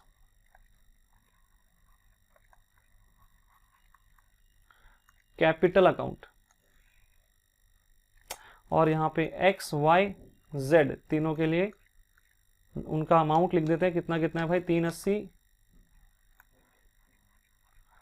4,70,000 और 370, टोटल कर लेते हैं इन तीनों का। तो भाई 3,80,000, 4,70,000, 3,70,000, 12,20,000। अब क्या करना है, अब कुछ नहीं करना भाई, सीधा सीधा बैंक अकाउंट का बैलेंस निकाल लो, काम खत्म, ठीक है। डेबिट साइड पे 11,30,000 और 3 लाख भी है, तो ये हो गया 14,30,000। और भाई इतना ही आएगा हमारा क्रेडिट साइड का भी, करके भी दिखा देता हूँ। 12,20,000 और 2,10,000, 14,30,000, ठीक है। तो इसका मतलब भाई हमेशा बैंक अकाउंट का बैलेंस मैच करना चाहिए। अगर नहीं कर रहा ना तो आपका आंसर गलत है, समझ रहे हो बात। तो मतलब यहां पे आपको अपना आंसर भी सही है या नहीं है ये पता चल सकता है। कैसे, अगर बैंक अकाउंट मैच कर गया तो आंसर ठीक है, अदरवाइज आपका आंसर गलत है, ठीक है। तो ये आपका एक तरीके से छोटा सा एक क्वेश्चन था, फुल फ्लेज क्वेश्चन, जहां पे हमने काफी सारी बातें समझी हैं, ठीक है। तो इसको एक बार आपको दोबारा करना है और क्वेश्चन कर करके ही हम सीख पाएंगे। जितना भी जो अंडरस्टैंडिंग आपको आएगी ना, वो क्वेश्चन कर करके आएगी। तो आपको जो जो चीजें मैंने समझाई है प्लीज उनको याद रखना। मैंने 2 क्वेश्चन अभी आपको कराए, इलिस्ट्रेशन 10 और इलिस्ट्रेशन 14 आपको कराया, और यहाँ पे मैं आपको और भी कुछ इलिस्ट्रेशन कराऊंगा, इलिस्ट्रेशन 15 आपको कराऊंगा मैं। अभी टाइमिंग जो है वो ज़्यादा हो जाएगी अगर मैं अभी करता हूँ तो, ठीक है। 1 मिनट रुको, ये क्लास कितनी देर की हो गई है, अगर मैं करा पाऊंगा तो मैं ज़रूर करूँगा, ठीक है। क्लास ज़्यादा लंबी हो जाएगी यार, लगभग ये हो गई है 1 आवर 43 मिनट्स की क्लास हो गई है ऑलरेडी। तो अगर मैं ये क्वेश्चन कराता हूँ तो मुझे आधा घंटा और लग जाएगा, मैं आज नहीं करा रहा हूँ इसको, ठीक है। नेक्स्ट क्लास में आपको जो है और क्वेश्चंस आगे, अब क्वेश्चंस ही करने हैं ज़्यादा से ज़्यादा, ठीक है। ज़्यादा से ज़्यादा क्वेश्चंस करने हैं, कुछ कुछ नोटिंग्स आपको करा के दूंगा। वो जो नोटिंग मैंने आपको करा, अभी 6 पॉइंट्स जो मैंने आपको लिखवाए थे वो आप लिख लेना, मैं आपको खोल के देता हूँ। देखो ये जो पॉइंट्स थे ये मैं स्क्रीन पर छोड़ रहा हूँ, इसको आप इसको पॉज करके, ठीक है, इसको पॉज करके आप लिख सकते हैं, ठीक है। इसको पॉज करके आप इसको लिख लेना, ठीक है। तो ये कुछ पॉइंट्स मैंने आपको यहाँ पे लिखवाए थे, ये पॉइंट्स डिस्कस करता रहूंगा मैं, और भी कुछ चीज़ें आपको लिखवाता रहूंगा साथ साथ, जो जो इंपॉर्टेंट चीज़ें होंगी। और आज जो मैंने बातें समझाई हैं प्लीज़ इनको अच्छे से जो है रिवाइज करना, क्वेश्चंस को दोबारा से करके देखना। अगर कुछ डाउट आता है मुझे बताना भाई, अगर प्रॉब्लम होगी तो मैं ज़रूर हेल्प करूँगा, कोई दिक्कत नहीं आएगी, ठीक है। तो ये वाली क्लास यहीं पर मैं एंड कर रहा हूँ भाई, इससे ज़्यादा यहाँ पे डिस्कस नहीं कर सकते हैं हम लोग, ज़्यादा हो जाएगा, ओवर हो जाएगा तो फिर वो समझ में भी नहीं आएगा आपको, ठीक है।